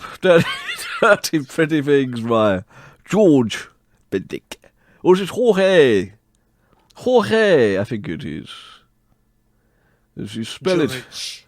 It's George. But he's actually he spelled it J-O or Whatever, it's George now, okay? It's G-E. George. Jorge. It's George, Okay. okay? From the It's top. George. Let us listen from the top and analyze and scrutinize, It's as it were. Yeah, alright, we're getting carried away. Carry! We used to carry it away. Okay, let's from the top. Let's listen to the fellow. Don't talk over the lyrics this time. Okay. Total disgrace. Excuse me, Donnie. I want to give this fellow a chance.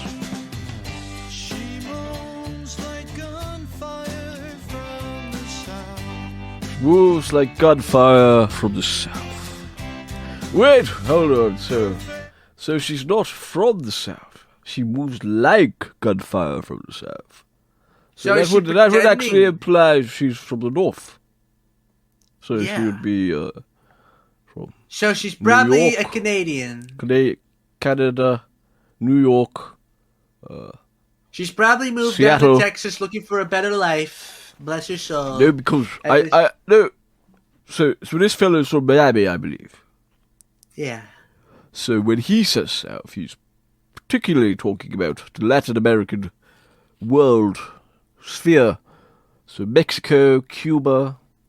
So she moves like gunfire from Cuba.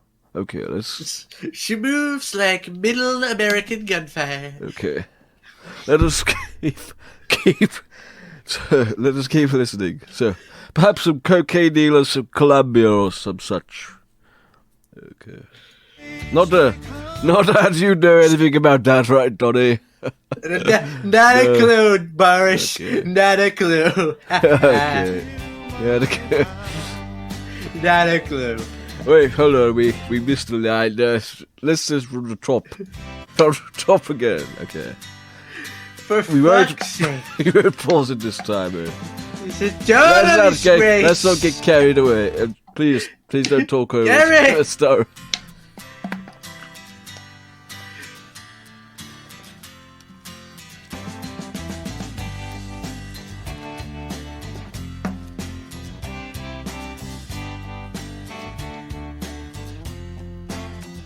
So she moves like gunfire. That's that bit. From the south. She moves like a middle American drug cartel. Her face like honey to my mouth. Right. Okay. see, that's- We got that cleared up. Now let's see what happens next.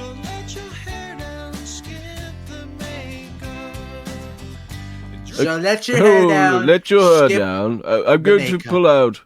Right, I'm going to pull out my. No, you missed the second bit. It's let your hair down. Hold on. Let's skip write the these makeup. lyrics from the top. From the top. Okay. I'm going to write them down so we can analyze and scrutinize. I'm still going with my Mexican cannibal theory. Please.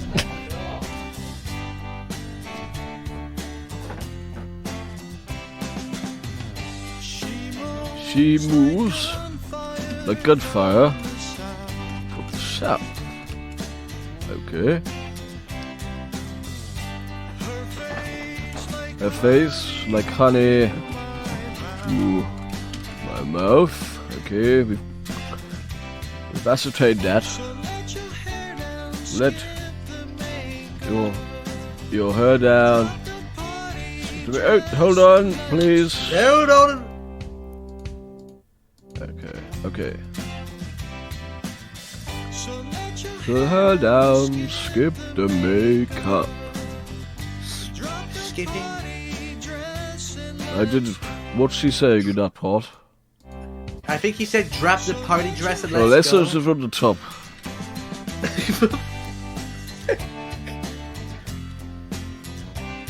You've got to be fucking kidding me.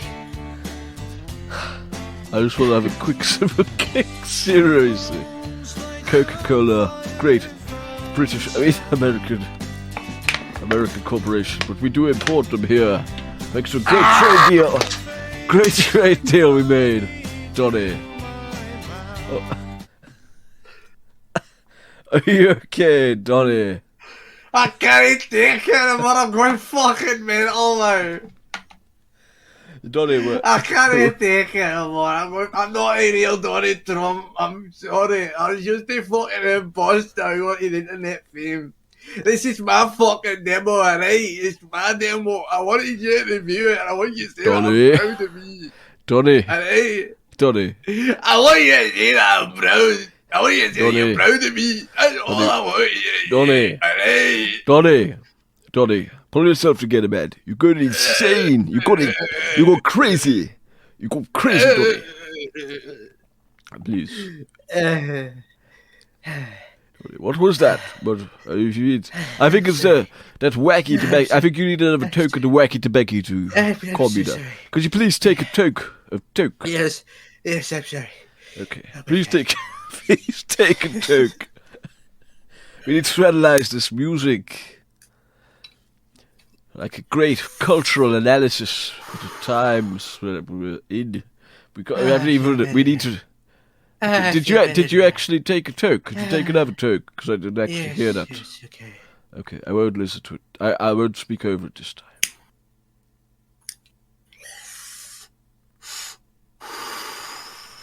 So I believe you're in Colorado right now, because I believe that's where it's legal.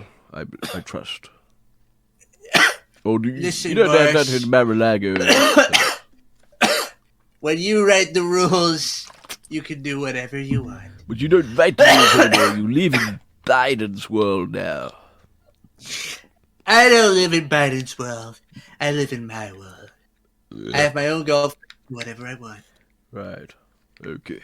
Anyway, from the top, Dirty Pretty Things by Jorge Bendick, or otherwise known as George, from Miami.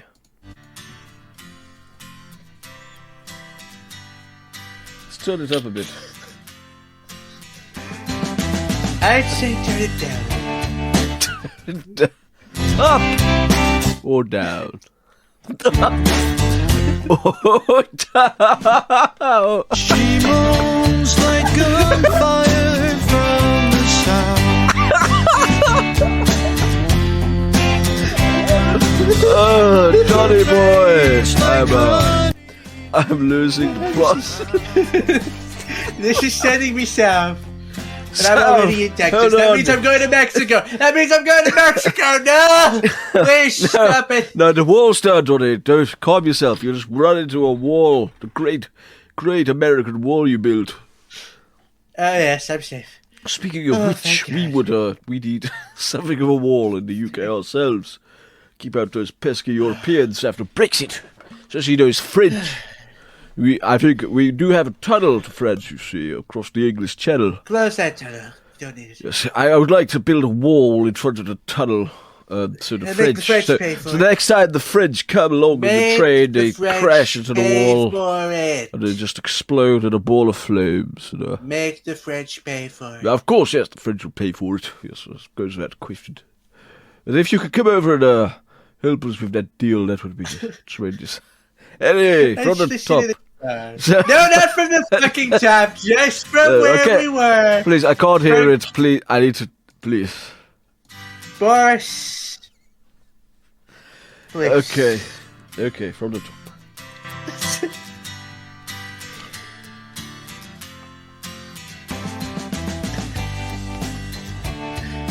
Every time it gets worse.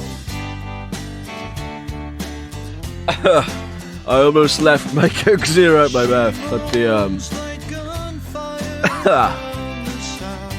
I don't know what I was like. Probably the wacky tobacco, sort of vicariously making me trip.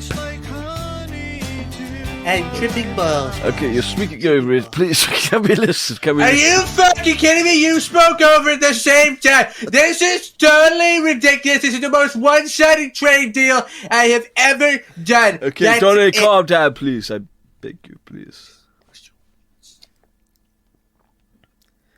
Can we please listen to the song?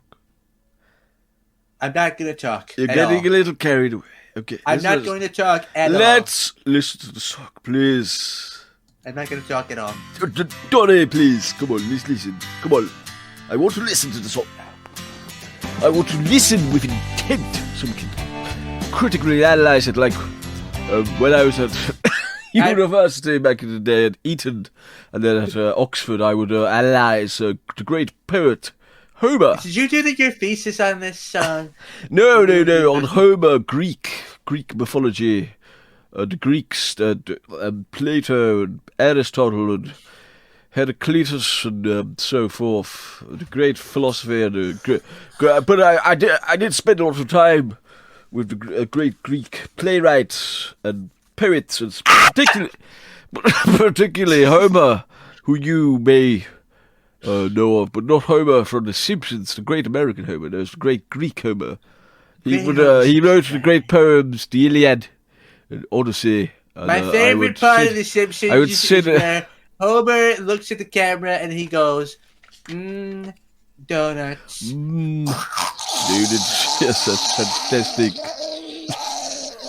Please, pull yourself together, Donnie. You're getting a little carried away. Carrie! Could you pull up my copy of Homer's Iliad so I can do some readings? Okay. I'm going to read from the Iliad. And then we'll get into the... You're going to read the entirety of the Iliad. Yes, let's read it. Drop along, but if we get through it now... I don't have time for this. Okay. Boris. Hold on, please. Homer's Iliad, read online. Read online. You don't even have a physical copy. Boris, you're a disgrace. I'm going to... Carrie, could you get my Iliad? I'm going to copy of it, but... Carrie's pregnant, you said. She's rather... Carrie, could you get my Iliad? So, you okay?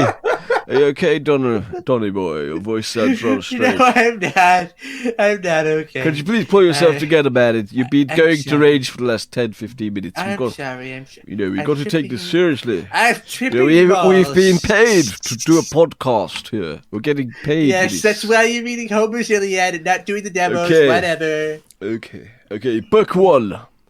The quarrel between Agamemnon and Achilles. Achilles withdraws from the war and sends his mother Thetis to ask Jove or Jove to help the Trojans, seen between Jove and Juno on Olympus. So, Okay, sing, goddess, the anger of Achilles, son of Billy. Let me just have a little bit coax here to wet the whistle, as it were. Wet the whistle. To wet the whistle, yes. Wet the whistle. From the top again, from the top. Sing, goddess. Are you the fucking taking the goddamn piss? Are you actually taking the piss, mate? Will you please stop with this strange British accent that you keep? It's not quite British, it sounds rather peculiar. Anyway, from the top, from the Iliad by Homer. Sing, O goddess, the anger of Achilles, son of Peleus, that brought countless ills upon the Achaeans. Many a brave soul did it send hurrying down to Hades. And many a hero did yield a prey to dogs and vultures. For so were the counsels of Jove fulfilled from the day on which the son of Atreus, king of men, and great Achilles, first fell out with one another. And which of the gods was it that set them on to quarrel? It was the son of Jove and Leto, for he was angry with the king, and sent the pestilence upon the host to plague the people, because the son of Atreus had dishonoured Chrysis, his priest. Now Chrysis had come to the ships of the Achaeans to free his daughter, and had brought him in a great ransom. Moreover, he bore in his hand the sceptre of Apollo, wreathed with a suppliant's wreath. And he besought the Achaeans, but most of all the two sons of Atreus, who were their chiefs. Sons of Atreus, he cried, and all other Achaeans, may the gods who dwell in Olympus grant you to sack the city of Priam, and to reach your homes in safety, but free my daughter, and accept a ransom for her in reverence to Apollo, son of Jove. So, what do you make of it so far? I'm scared to talk in case you say from the top. I'll be honest. We have got a little sidetrack. Shall we go back to the Dirty Pretty Things by George Bendick? Let's have a listen, shall we?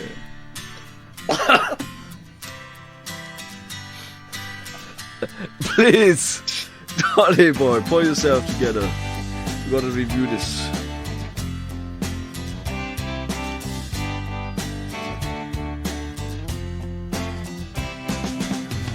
She moans like gunfire from the south.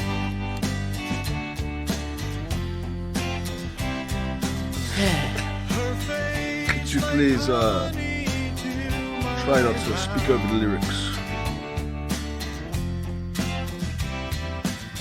So let your hair down, skip the makeup, drop the party dress, and let's. Oh! Did you hear that? Yes. That was quite clever. That was quite clever. I like that. He was gonna say fuck. Yes. Skip the makeup, drop the party dress, and let's. You see, that's how you Gary! Gary, did you hear that? Rock your body, rock your body. Oh, hold on, let's not get too far into the song yet. So, now we've heard the first verse, would you like to offer your cultural analysis, as it were? Right, well, it's clearly about a Mexican psychopath cannibal who has kidnapped a No, woman no, from Canada, no, can I and please is interrupt eating you? Is eating her alive right now. No, Right you're absolutely off. If you analyze the lyrics, he says she's like she's from the South, but she's not from the South. So she's likely from Miami, but then Miami is in the South of America, so I'm not quite sure. Mexican Donny, cannibal. it seems you've Mexican cannibal. you've lost enthusiasm for the song. I'm sorry, I'm not too interested in listening to songs by Mexican cannibals. I apologize. I've tried talking to many Mexican cannibals over the years. All they say is, I want to eat your face. That's all they say. If you don't want to listen to Dirty Pretty Things, we can listen to another one of his songs. He's got plenty. You got Lonely Road, Thoughts of You. I bet you they all My Heart sound the Burns same. for You, Someday, Hypnotized, Times Are Changing, I Want to Be Your Guy. I want to be Day your by guy. Day. You see, that's a romantic sentiment. Let's listen I to can them. relate to. I Want to Be Your Guy. From the top. From the top. Shall we just listen to the song this time? From the top. Okay, and then we'll get back to analysing the other From songs. the top. Could you please not speak over the music? From the top. From the top. From the top, okay. I want to be... No, you know what? We'll come to this song after we've analysed Dirty Pretty Things. So we'll listen from the top. From the top. From the top, okay. And then we'll review all of his other music afterwards. We will review his entire SoundCloud. Yes, I would like to do that.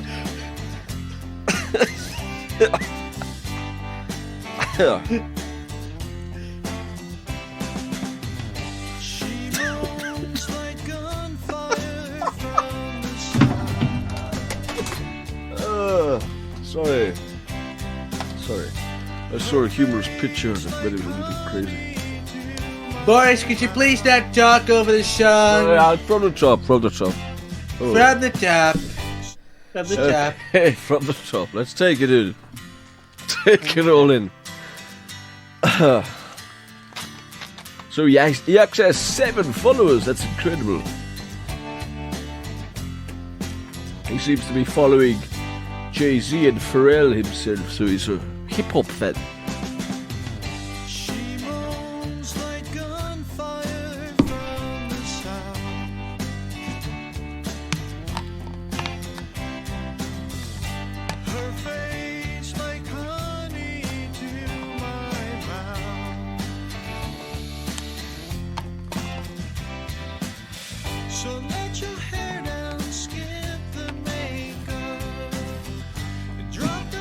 I hope you don't mind if I, oh, sorry. Fuck. Okay, I'm just going to pause there, because I need to actually... I've got some gum, if you don't mind. Is it okay if I chew gum on the podcast? Fuck. Is it okay if I chew gum on the podcast? Fuck yeah. Okay, from the top, because I forgot where we were. From the top. From the top. Let's go. From the top. Right, chewing gum. From the top. Donny, please. Carry! He's getting carried away. Go. Christ almighty. From the top. From the top. Okay, from the top, if you say so.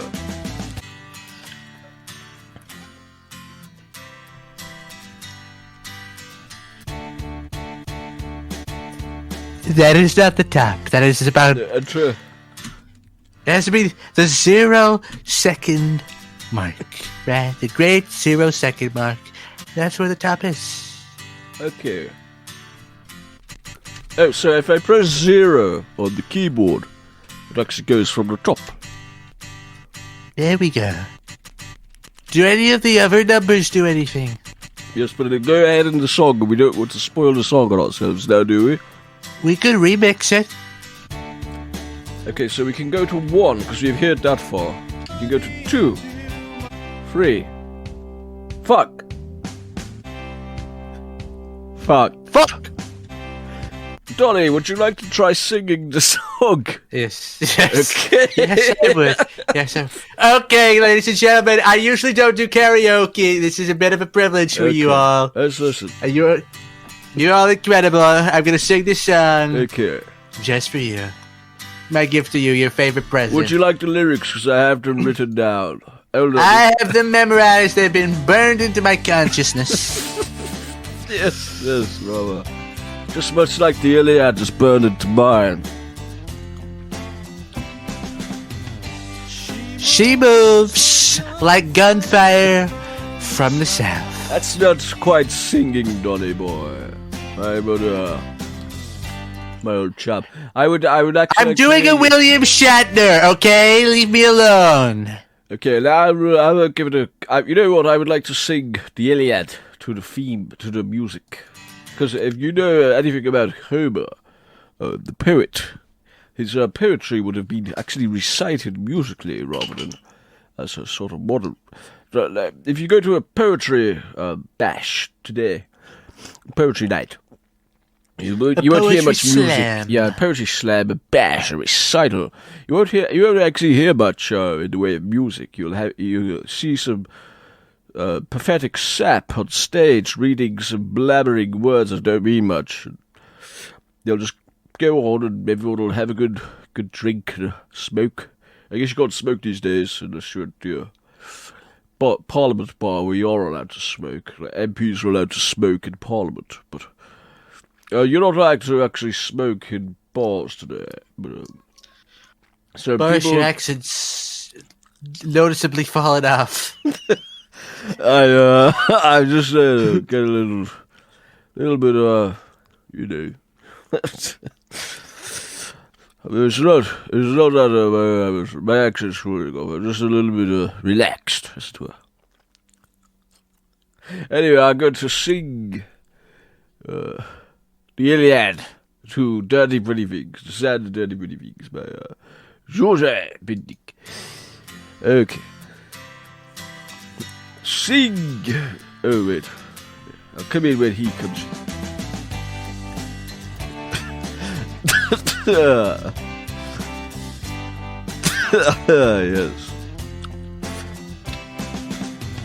Sing, O goddess, the anger of Achilles and of Peleus,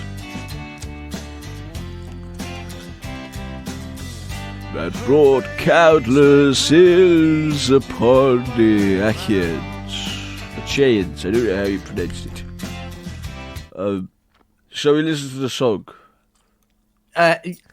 Yeah, let's just listen to the song, please. I'm trying to listen to this fantastic music. No more silliness. We've been a little bit silly. Let's actually listen to it now. 100% serious right now. Okay. She moves like gunfire from the south. Her face like honey to my mouth. So lower to her now and skip the makeup. And then we need to write the fourth line. She moves like gunfire from the south.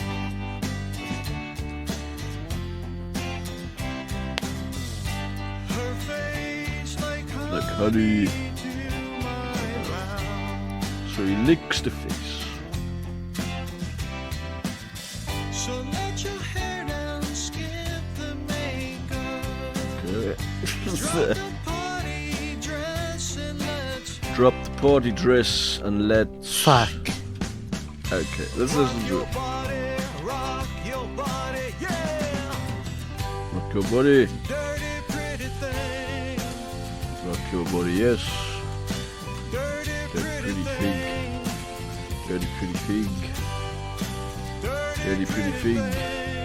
I'm going to presume he said dirty pretty thing again. No. I got a taste. Okay. Give me a taste. So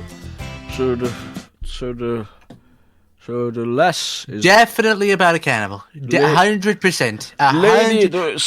the lady is dirty, but he still wants a taste for some peculiar reason. Because this Mexican gang lord, total asshole, has had her chained up in a basement somewhere for 3 weeks. She hasn't showered. She stinks. And he still wants to eat her because he's just a sick bastard. See, I'm sort of in the stage you were about 10 minutes ago, where you couldn't be bothered anymore. I'm sort of in that stage now. We need to push through. Let's just get to the end of the song, can we please? Are you still in that stage? Because I think we need to push through it until we're more enthusiastic again. Otherwise, Well, if we get to the end of the otherwise song, that might. the whole segment's a bomb. See, there's a thing when you get really bored of something like this, you keep pushing through it, and then eventually it becomes sort of transcendent. We haven't got to that I am stage. fully aware of that. Okay, Yes. so we need to keep going, even if it takes another hour. Okay. Another hour of dirty pretty things. Fight your offender. So at the moment we're Let's actually listen to his entire SoundCloud. Let's listen to his entire from SoundCloud. the top. Well, hang on. If we're going from the top, we have to listen to the first song on his SoundCloud. We have to go from the No, this oldest is the song first song. This is the first and song. go through. Okay. This is the first song. You're doing it wrong. Just by 2 Okay, seconds. so you want to listen to the whole SoundCloud? From- Yes, I Okay. do. From the first song he ever made. Okay, and what we'll do is we'll let the whole thing play, and we won't pause it. We'll just talk about it as it plays. Yes. Okay. That sounds really Thinking of You by George.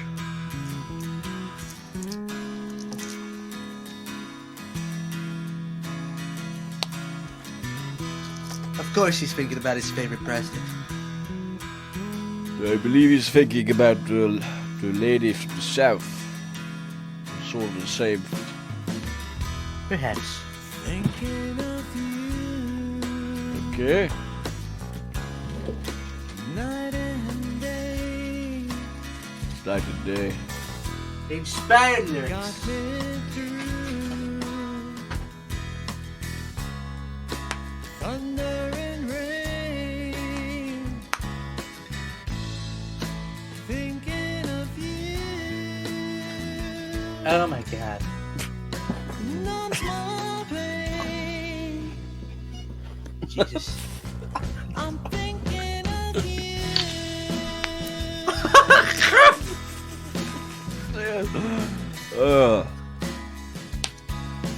I hope you don't mind me blowing bubbles. Is that okay? It's quite okay.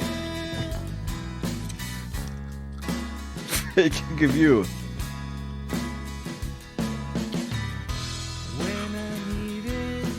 You see, this is the kind of music I like. I actually believe we should, in fact, release this on Dream Catalogue at this point. It would be rather an interesting twist in the history of the label. I tell you what, let's hijack Hijack what? Sorry. let's hijack the label and release this. See, I actually could download all this music now from his SoundCloud and upload it to the Dream Catalogue Bandcamp and just press release. And see what happens. We could do that. Shall we do it? Yeah, Or- let's do it. What about if we do it on Banshee Island? That fellow's label. No. No. That label sucks. I see her face. Or a Buttermint. Yes, let's go with Buttsmith. Buttsmith's the best choice, I think. So I will send this to Buttermint. Buttsmith will love it. I'm Buttsmith. good friends with Buttsmith. Buttermint. Buttermint. Buttermint. I'm thinking Buttermint. Buttermint. I think he's thinking of Buttsmith. Buttermint. He's thinking of Buttsmith. He's talking of thinking of Buttsmith. She moves like gunfire from Buttsmith. Her lips taste like Buttsmith. Buttermint. Let Get- your hair down, skip the Get makeup, Brexit done. remove the party Get dress, Brexit and done. let's We Buttsmith. Get Brexit, yes. Okay, so we actually finished a song of his finally. Oh, and here's the big hit single, "Dirty Pretty Things" by George. Ladies and gentlemen, the hit single, Dirty Pretty Things! Thrilling piece of music. Never heard anything like it. Absolutely fantastic. Sort of falling asleep, the energy drink downer is sort of. See, I had the energy drink when I was hyper, and it took me into that sort of downer period where I was sort of squirming. Then I came back to the hyper period, and I'm crashing from the whole thing into some sort of half asleep Boris, as it were. Boris, you sound like you need a nap. Oh, let's fuck. Carrie! Carrie, shall we fuck, Carrie? Have another baby. And I guess you're pregnant already. According to Google News. Dirty pretty big.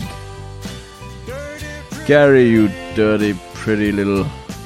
Ivanka, you're a dirty little pretty thing, aren't you? That's your own daughter, is it not? Ivanka, you're a dirty pretty slut, aren't you? Yes, your own daughter's a bit extreme, sir. Good, sir. Okay, this is the furthest we've got in this song. You're a dirty pretty... Hold on, I didn't hear what he said. You are the what? I got it from the top. I could hear it. Please don't speak over the lyrics that we haven't heard yet. So wait, I can speak over the ones that we have heard. Yeah, that's okay, because we know these ones, because we've heard it like at least 50 times now. Okay. So what were you saying about Ivanka? I was saying she's a dirty, pretty prostitute. That's what I was saying. And what about Eric? So you said you were kissing Eric or Don Jr. earlier or some such. Yes, I was making out with Rather him disgusting. on the beach. I had baby oil. I think that's just absolutely putrid. I was in a skin-tight Speedo. Can And it was I don't want setting up the beach. Sorry, I don't want to hear that. I made the same pun again, but fuck. The great fuck. The great British fuck. Rock your body, yes. The great British Rock fuck. your body. The great British Yes, we are going to rock your body. It's going to happen, okay? It's going to happen. Okay. If I just put my face right to the microphone like this, then I can speak a little bit lower. So I haven't really got much energy to speak with a full Boris like musician right now. You're the one I live for. Okay, we understand now.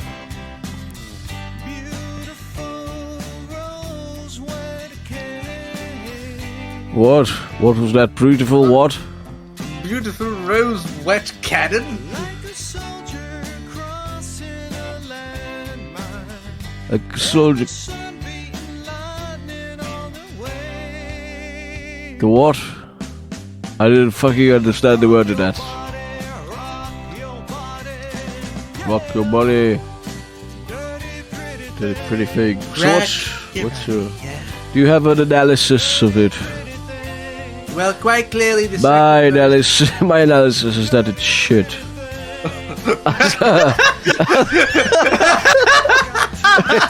45 minutes or so on this song. We finally get my analysis. It's shit. There's got not much more to say than that. Okay. Oh my god. Okay, what's next? Oh, I don't think anything could top that. Shall we sign out of the show? Yeah. Let's sign out with a repeat of that song from the top. Okay, Dirty Pretty Things. Oh, you know what's odd about this song? It's actually called Dirty Pretty Things. Oh, so there's more than one woman, so already... But in the song he says Dirty Pretty Thing. So ladies, don't sleep with this man. He's going to sleep around. He's going to cheat on you. It's rather ridiculous. You're not going to like it. Those situations. Actually, you know, now that we've heard the full song, Boris, you know what we should do? What? We can remix it now, because we have all the numbers. Okay, let's give it a remix.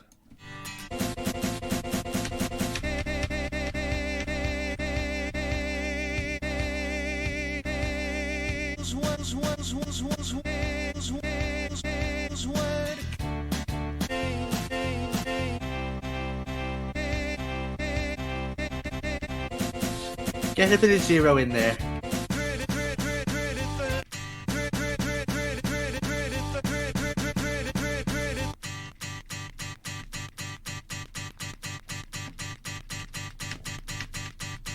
Nice. Grade 0. Grade 0. From the top. From the top. Okay, from the top. From the top. From the top. From the top. As it were. From the top.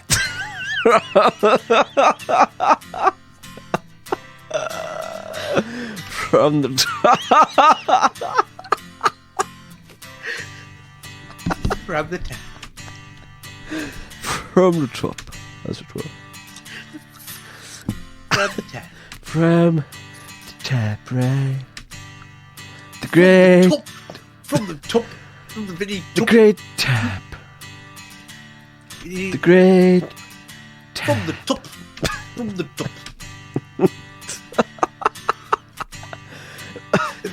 From the top. From the top. The great from the top. From the top. From the top. From the top. We're going to go from the top. From the top. From the top. From the top. From the top. From the top. From the top. From the top.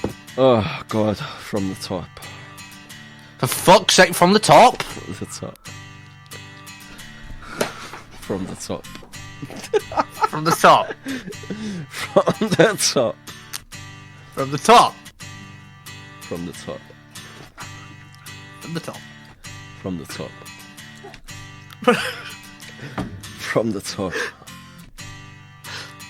From the top. From the top. From the top. From the top. From the top. From the top. The great. From the top. From the top. From the top. From the top. From the top. From the top. From the top. From the top. From the top. From the top. From the top. From the top.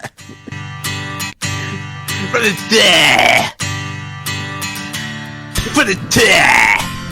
The great top. Top. From the top. From the top, sir. From the top.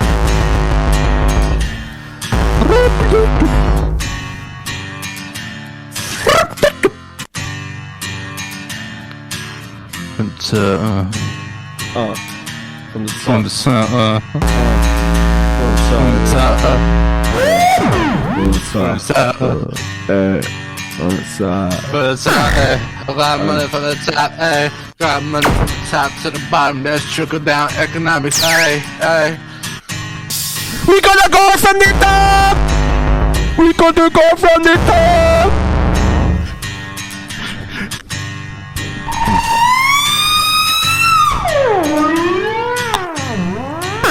From the top, from the top, from the top, from the top. We gonna go from the top.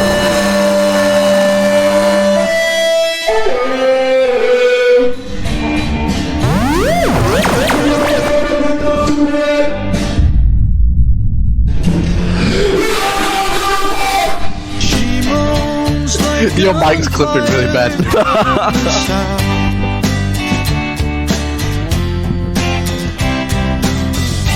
her face like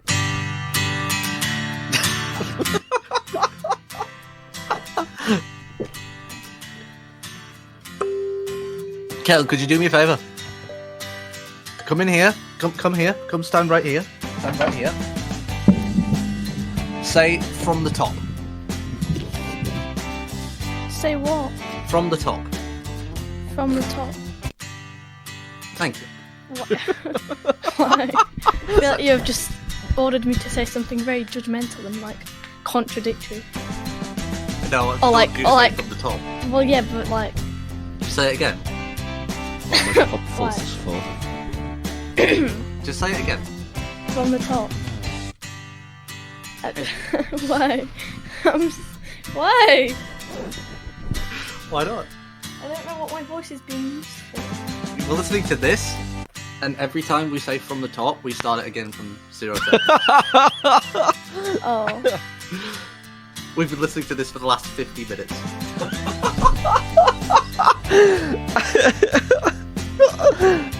Caitlin's wearing my headphones right now, and she's just staring at the screen with the most confused look. This has boosted my suicidal tendencies. Good question. Why do you have 3 bottles of Coke? That was the question I was thinking. Because you can have one.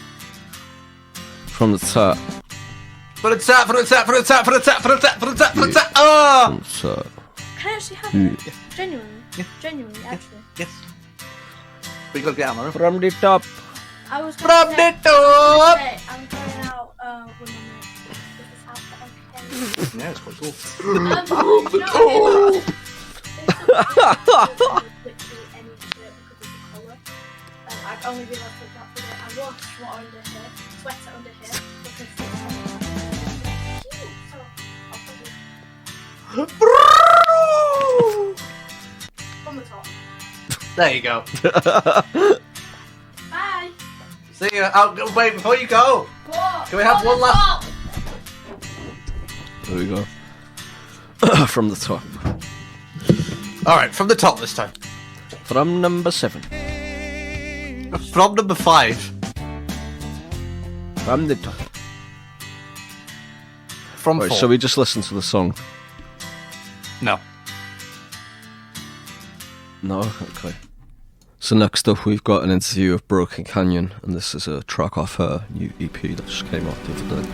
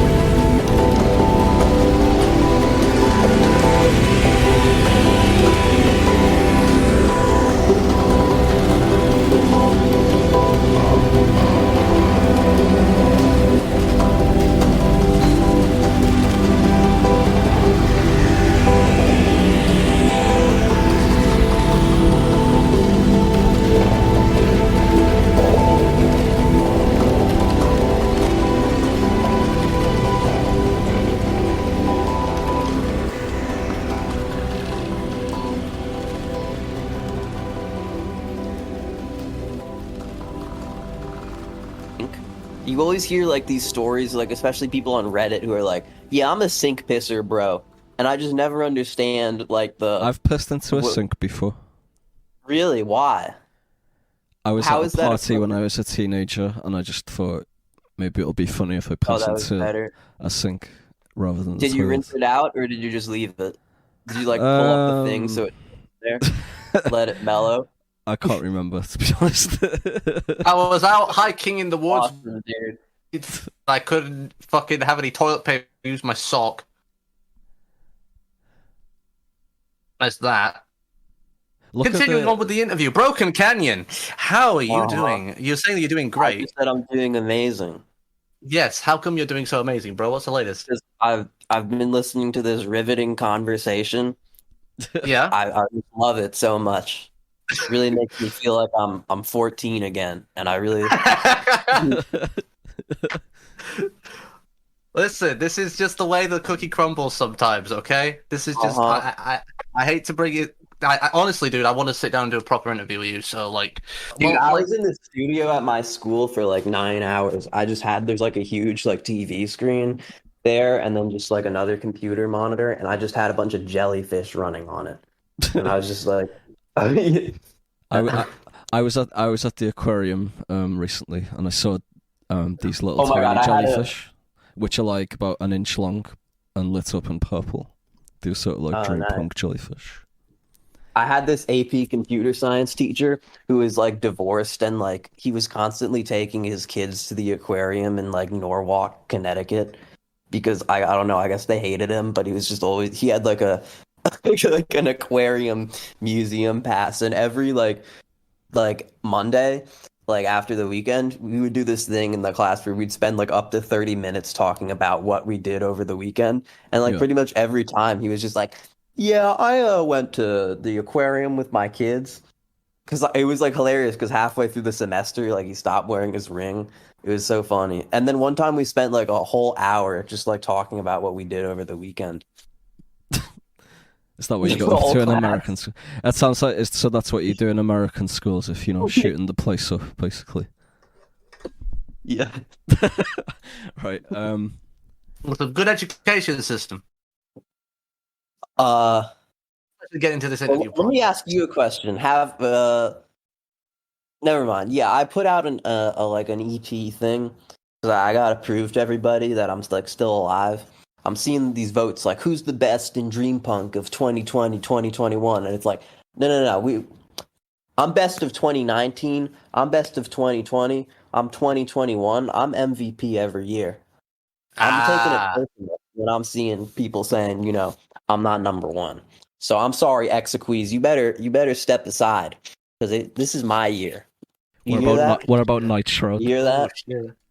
We Got him good. The Broken Canyon Exequi beef starting here. Yeah. What about Nitro? Fucking, it's the year of beef, it seems. Who else is here? We got TDLX in the chat. Who's the 2021? Let's see. RYM, the authority on music. Cryosauna? Oh, give me a break. You know how it is between me and Cryosauna. Go on, what's the rough. situation? It's rough. Shit. We're just every night back and forth, like, fuck you. Yeah, it's rough. Everybody, just for the record, we're beefing. Yeah, like I don't know if you know this, but like behind the scenes, like we're serious. There's drama behind the scenes. Like we're all like working hard. We're all like stressed out as shit. My documentary is coming out. Yeah, they don't like know, for real. You don't know the real me, and that's going to come out in this interview. They're going to know the real me. You know. Okay, well, what is the real you? Let's get into it right now. What is the real Broken Canyon? Let's get into this. What's the real Broken Canyon? Yeah, well, let's... I have a sets of principles. So principle number 1 is you don't pee in the sink. I'm just saying, there's a time and a place. The time is when you have to pee, and the place is right in the bowl. Or if you're one of the guys, right in the urinal. And maybe you're not one of the guys, but you still got the little duder hanging out. You could still use the urinal. I'm progressive, as you have to be in the year 2016. And principle number 2 is... Okay, so I saw this guy while like I was walking down the street, and I see him like sell this guy a bag of heroin. And then like, but I'm like a distance away, so maybe the guy didn't see me. And then the guy who just sold this guy a bag of heroin like turns to me, and he's like, "Hey man, I'm homeless. Like, do you have any money to spare?" And I'm like, "Bro, I just saw you like make money. That guy just gave you like $20, and you gave him heroin. Like, what do you?" Another time, like I was just sitting on my stoop, and this guy comes up to me, like, I don't think he's homeless, because he looks like he was like showered. He wasn't disheveled or anything. And he comes up to me and he's like, "Hey man, I'm giving you the opportunity to let out all your urges and your emotions on me." I'm giving you the chance. Just hit me, bro. Hit me. And I'm like looking around because I'm thinking like this has got to be like a YouTube video, right? Or like I'm gonna hit this guy and some shit's gonna happen, and it'll be like a social experiment or something. But there's like nobody. There's no hidden cameras. There's nothing. This guy like, and he's like insisting that I hit him, and I'm like, nah, I'm not like that. Like I'm not gonna just go hit somebody. Yeah, what's your opinion on like? Let's just open this interview. What's your opinion on the vaccine? Take it. Take it. Yeah. Okay. What about you, Shima? Who cares? Like people who are like saying they don't want to take the vaccine because like it'll give them autism or some shit. It's like you're probably like already fucking mentally ill and like autistic. Like maybe it'll cure it. Maybe. You don't know that. Yeah, I think you It should could be take the a other way Shima. around. Yeah, I don't know what it's gonna do. That's the problem. What is it going to do? Yeah, exactly. If it can cure autism, then who knows what other miracles it might be able to work. I don't know. I just to like take it, bro. I don't care. Like, if it's killing people, I'm fine with that too. Sometimes if you gotta go, you gotta go. So You're thinking that they're just moving people out the way. They don't even need to be here. There's a conspiracy. Do you ever watch Alex know Jones? me? Alex Jones. Did you see that picture of like young Alex Jones where he's hot? Yeah. That's what I think of Alex Jones. I like that video of him where it's him like his first video on like Bohemian Grove where he like that video is pretty funny. Do you remember the video of him? I think it's like in 1996 where he's just like stabbing a pumpkin over and over again. I don't know. I never got too into Alex Jones. Fair enough. Well, what we're seeing right now is the globalists emptying the world's recycling bin. So, and when you think of globalists, you think of like these guys with like little things hanging off their pants and like these little black hats, and they got coins coming out their huge noses, and they're just rubbing their hands together. Is that what globalists mean? I feel like that's it.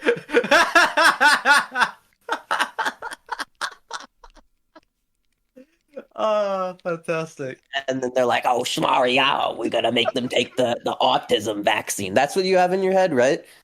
Well, let me tell you something. I think about like how mice hide inside your walls, right? Yeah.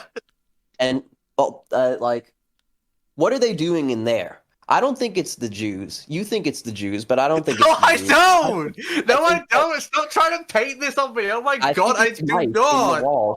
That's why they live in our walls. They have little like computers. Are you an anti-Semite, Shima? No, I am not! I am many things, but an anti-Semite I am not. I personally believe that scumbag pieces of shit... I invite you to join me in prayer. We're going to do the Hanukkah prayer. Okay. I'm gonna read it off this bax. Okay. All right. Join me in the blessing. Okay, I'm with you. Let me pull this up. Baruch atah Adonai Eloheinu melech haolam asher kiddushanu b'mitzvotav vitzivanu lehadlik ner shel Hanukkah. Okay. Nice. That's how you when I better see you next year lighting those candles. Okay. You're trying to prove that you're not an anti-Semite. You better be on that right now. All right. Well, listen. There's actually a Jewish family that lives in my city, and like I got to hang out with them one time, and they make some like delicious bread.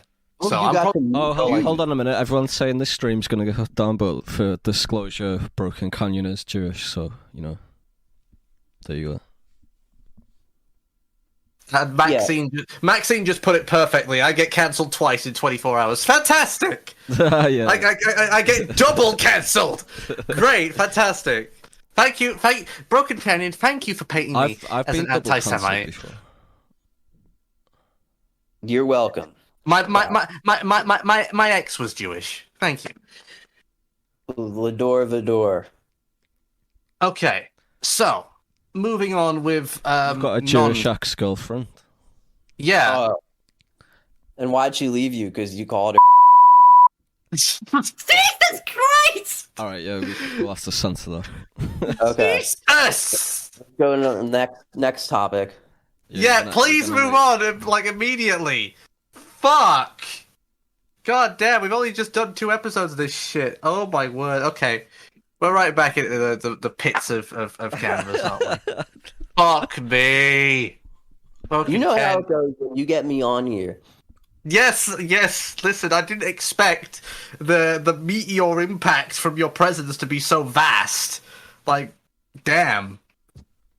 We're out here trying to maintain like professionalism and shit, and you just come in and just say shit like that. I mean, shit. What else have you got to talk about? What other? There's no other implication to globalist other than like going back to anti-Semitic conspiracy theories. Okay, so you want to discuss what my definition of a globalist is? They used to say cosmopolitan. It's literally like so fucking on the nose. Okay, so here's my definition of what a globalist is, right? Okay. A globalist is anybody who has a vast sum of money, usually over $1 billion, and they conspire with other globalists. They could be any nationality and any color. There's plenty of Chinese globalists. There's plenty of African globalists. These are people that exist. Obama's a globalist. Ethiopian Jews. Yep. Okay, what about the Chinese? Okay, what's the what's the long history of Chinese Judaism? Get into that with me. Christmas. The long-standing tradition of Jews going to the Chinese restaurant on Christmas. So. Okay, but they only do that because they can't be fucked to make turkey. Well, what if it meant that Chinese people were Jews all along in your little world? Right, well, that's not my little world. And it shouldn't be anybody's little world because that's not the reality. The reality is that... You're in reality. I like to believe that I live in reality, yes. Okay. If I don't live in reality and I'm making up some total fucking bullshit, please let me know in advance because I'd hate for this schizophrenic adventure of mine to continue any longer. I think you can say. I think you can. No, I think you can say like in reference to someone who has a certain like political goal, globalist, about it having to be a conspiracy theory, like. Yeah. So. It's transparent. World Economic Forum, World Health Organization, these organizations are transparent now. There's no conspiracy about it. They actively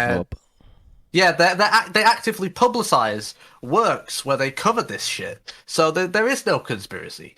Well, there's definitely we know for sure that there's like a group of elites that have like infinite access to like children that they're getting from God knows where. There's like definitely a long-standing tradition of there being like an ultra wealthy elite that's like Jesus Christ. Like you go into like QAnon and the terminology they're using is all adapted from old anti-Semitic conspiracy theories. It's just like it's not 100% blatant, but it's like so on the nose that it's just pretty obvious like what they're implying. And so what I'm saying is that the pedophile elite are probably not all Jewish. Now let's move to questions about my music. I'm bored of it. Okay, let's move on to questions about your music. What styles do you think you're going to be pursuing in the next like year or so? Like, I know that like sometimes you don't really think about it and it just kind of happens, but like. Do you think about this at all? Like, sometimes I spend time thinking about, like, okay, where do I want to take my music? Electronic music, I just kind of, like, sit down and, like, I do whatever comes out. Like, I don't really, like, force anything.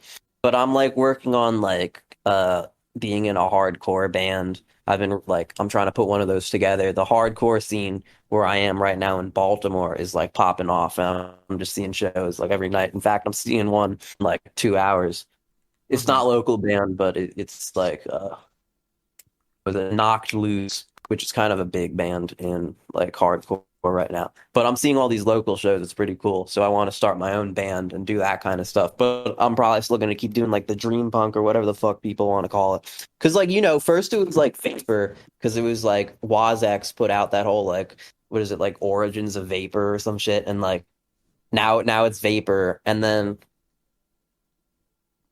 then I don't know, we forgot about that, and then we just went back to like it being called like vaporwave, and then it was called like quote unquote the scene for a while. Then we like resurrected dream punk because that was like one of the words that David made up on fucking like the Dream Catalog thing. So I guess that's what we're doing now. But it's like they're always calling me different shit, and I've basically been doing the same thing. So I don't consciously think about like, oh my God, what style am I gonna do this? TDLMX is asking me about my black metal project. Well, it fell apart because the guy who was in it doesn't talk to me anymore. Like the guy who's gonna do all the vocals. So Wow. that it's done, but I could still do like pretty cool black metal type guitar stuff, and I intend to like incorporate that in my band because I'm like so good at like trem picking, but I also want to do all these other like cool like rhythmic things because I feel like with like the kind of conservatory level training that I have and my like sense of rhythm, that's going to enable me to do like kind of complex, cool shit. Let's see some broken flap. I don't think so. Maybe like Shouldn't basements, it be like fixed flap rather than broken? yeah, yeah. Yeah, that's So, what happened.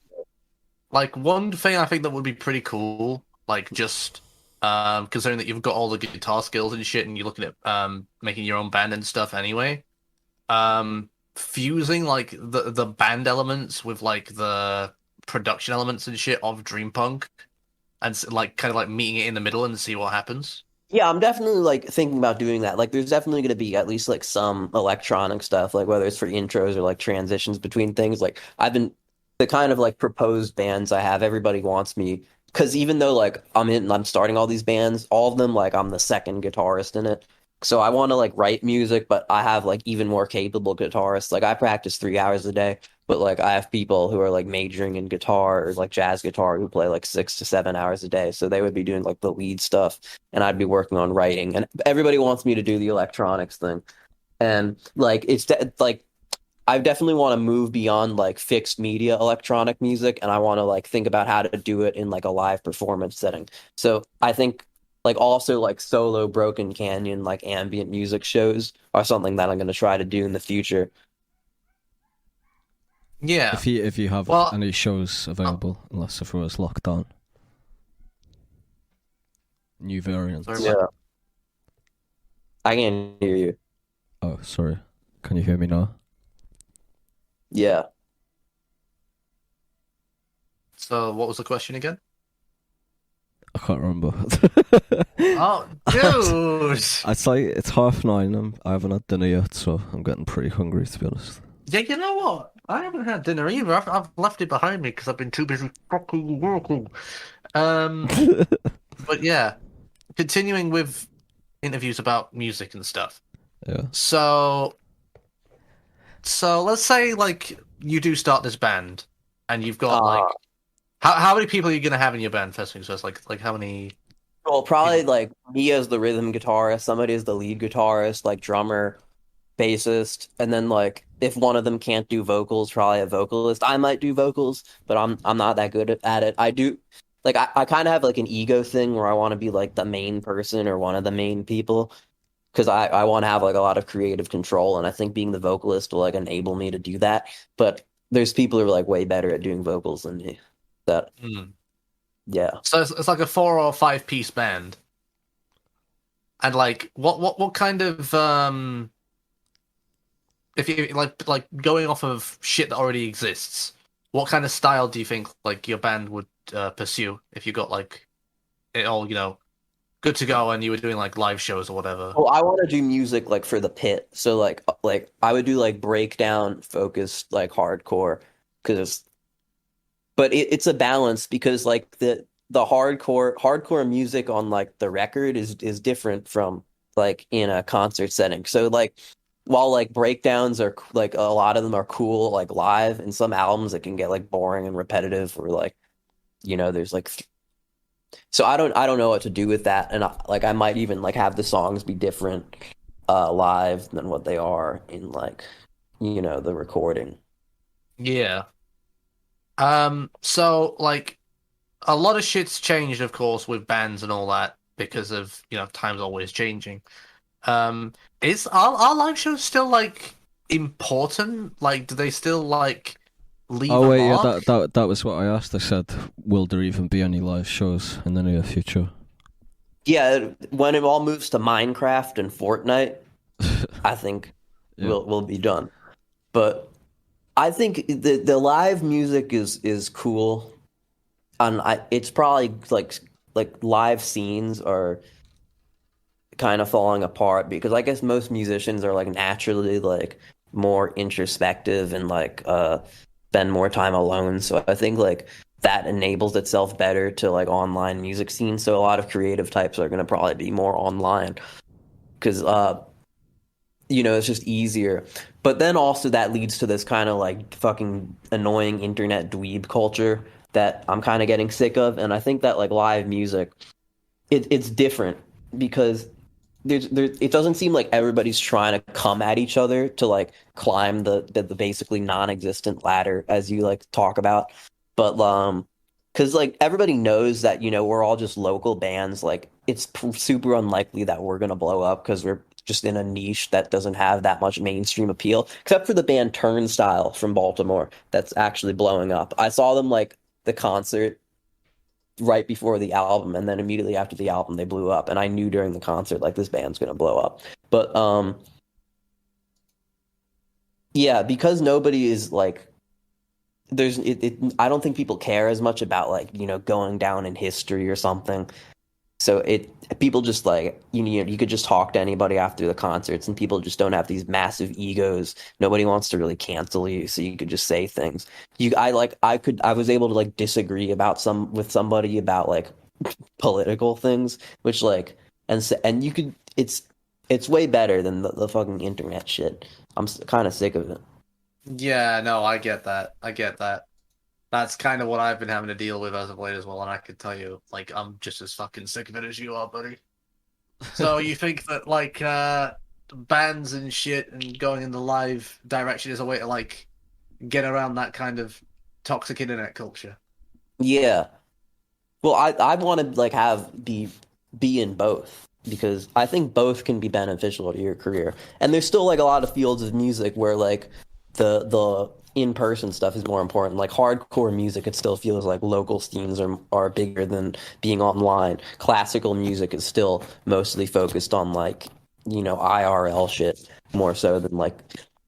So it like depends. Electronic music is now it seems like way more online, but it's been pretty online since like the 2000s and like Burial and all that, I guess. Probably even before. 'Cause I was a fucking child, so I have no idea. I think the first proper online music scene was breakcore, I'd say. There was sort of like an IDM scene that preceded that, but it wasn't like you wouldn't say like IDM was an internet scene, but you would say that about breakcore. And then like vaporwave was like the first full on, like mega scene, I suppose. Because breakcore was still just people fucking around on Soulseek and making zips of albums that they put up on wherever file hosting sites, but it wasn't like vaporwave where it was sort of like the vaporwave industry is like an actual industry, I'd say, and it's definitely had a more than 7-figure turnover at this point. I'd say probably like 8 figures at this point. So definitely. Can I apologize to Mr. Canyon as I wrote a review of one of his records and basically assumed he was lucid?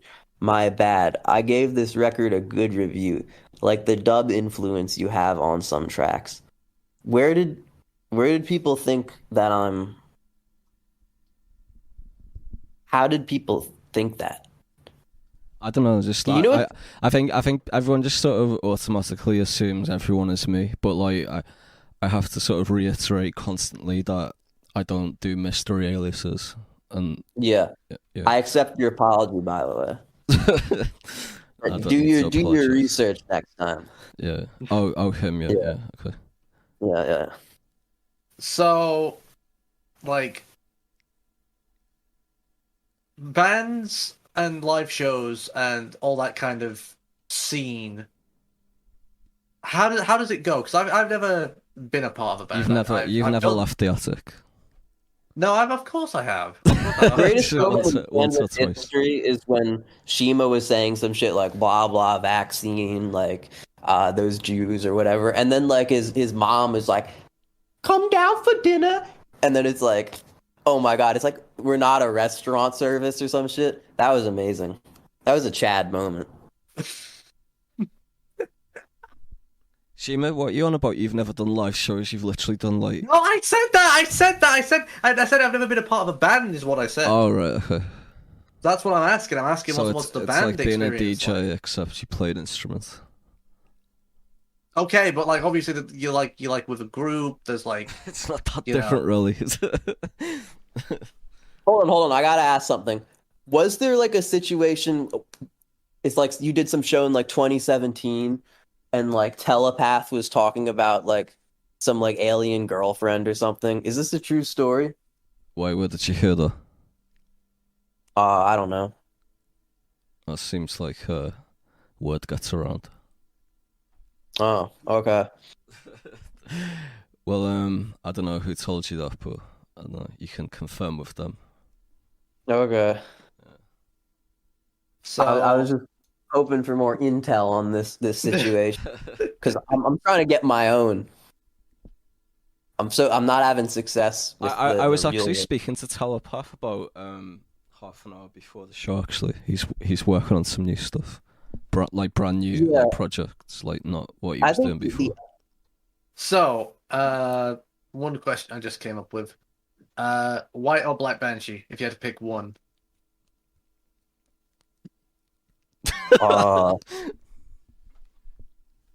Putting you on the spot right here. You can only have one. White or the other. banshee. Oh shit. Oh shit. How come? Because like Black Banshee was like, it's way more like shock value over substance. It's just like, this is fucking Black Banshee, and there is that. What was that thing? It was like 45 minutes of like Americans are so fat and eat burger. It's like, by the way, I think the obesity rate in the UK isn't like higher than America now. And No, I don't think so. Here we go. Go on, lay it in me. Talk to me about that album, man. Let's hear your scathing critique. starring Todd Medford. Like, okay. That's literally just like manufactured to be like, oh, shocking, oh my god.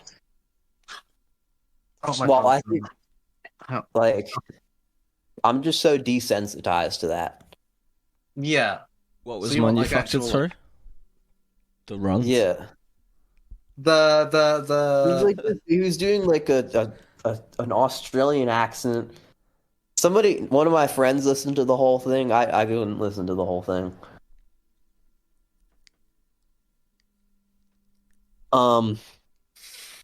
Yeah. By the way, like I instantly knew it was you as soon as it came out because it contained Phil Collins samples.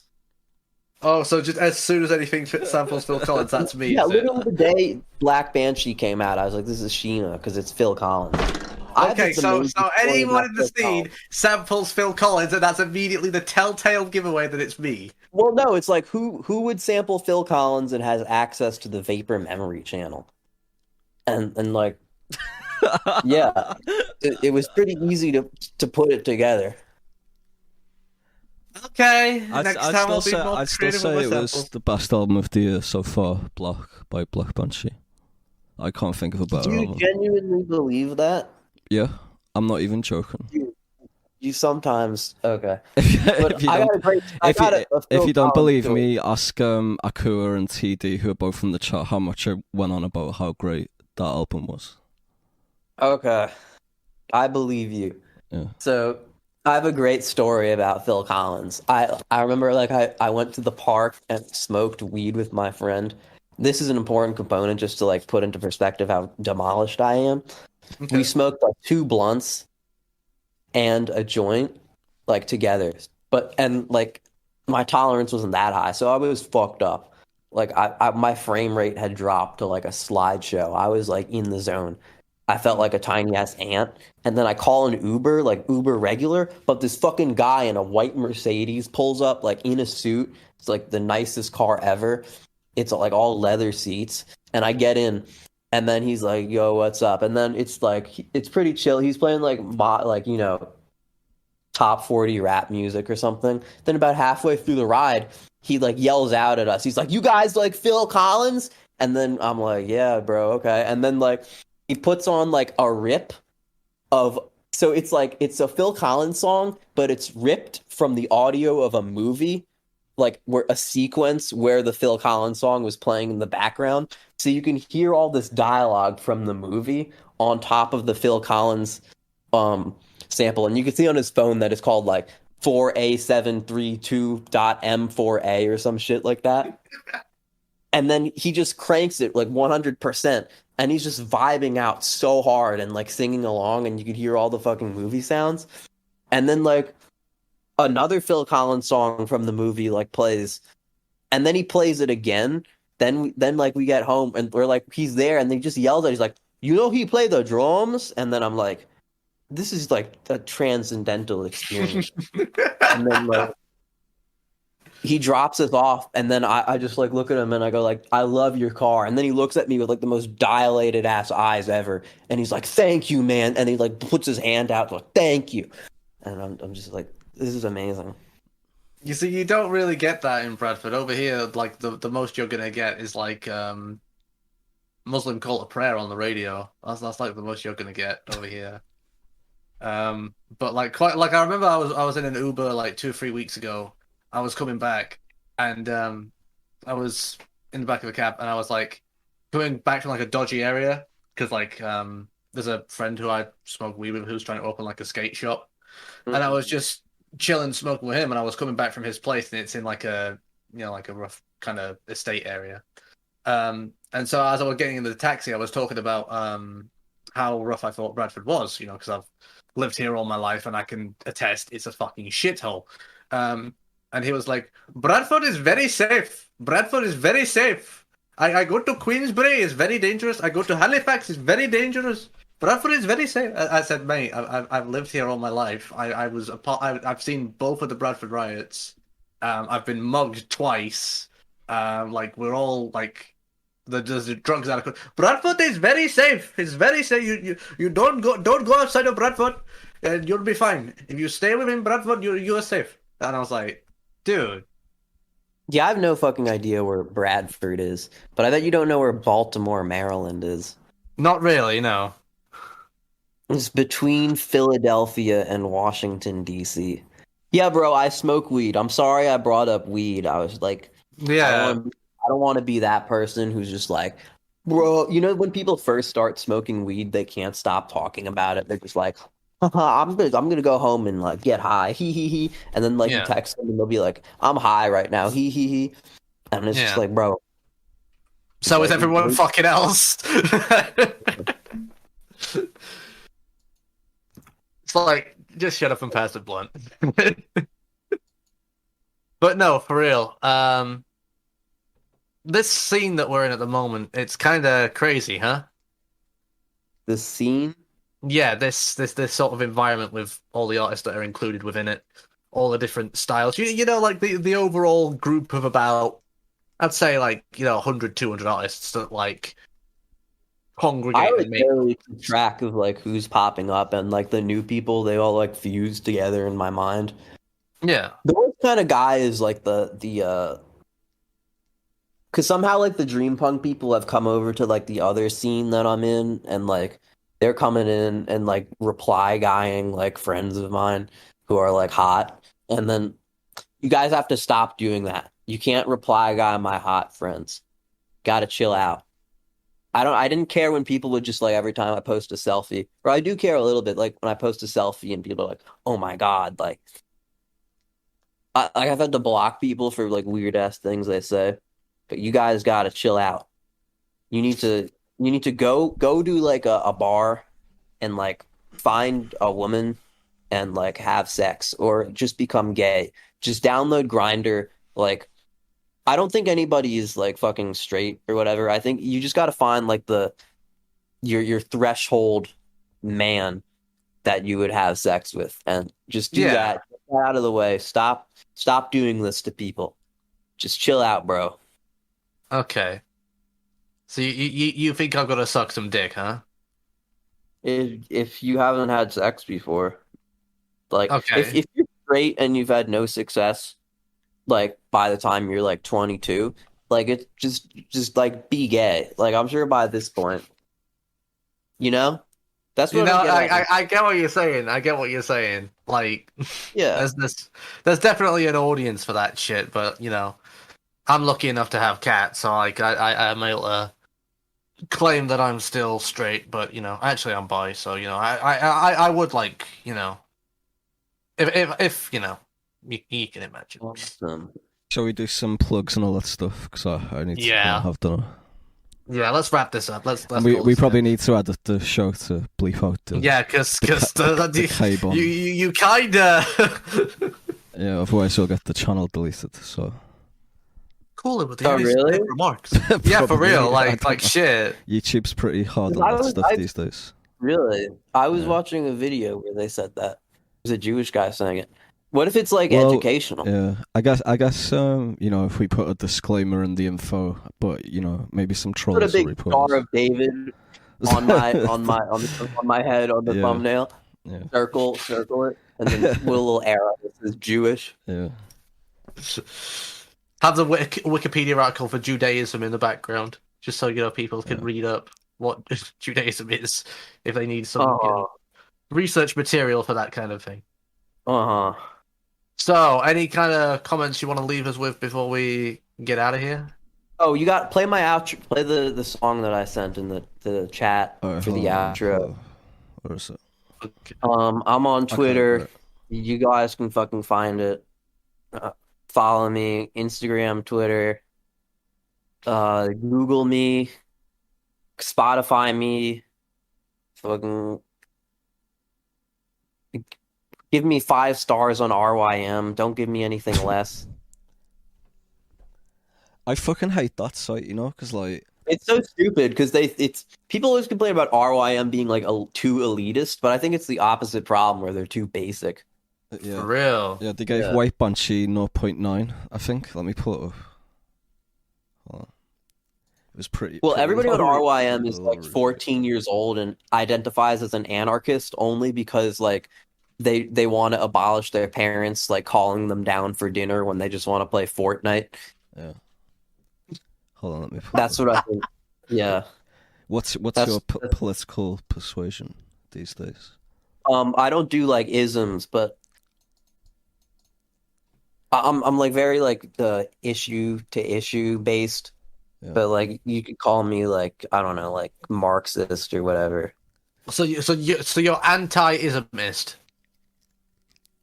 Yeah, but like I just have my own like set of values and I don't label it because I feel like once you start labeling yourself and like putting your ideology in the bio, it becomes more of a game of like optics and like doing things for the aesthetic rather than actual like focus on praxis.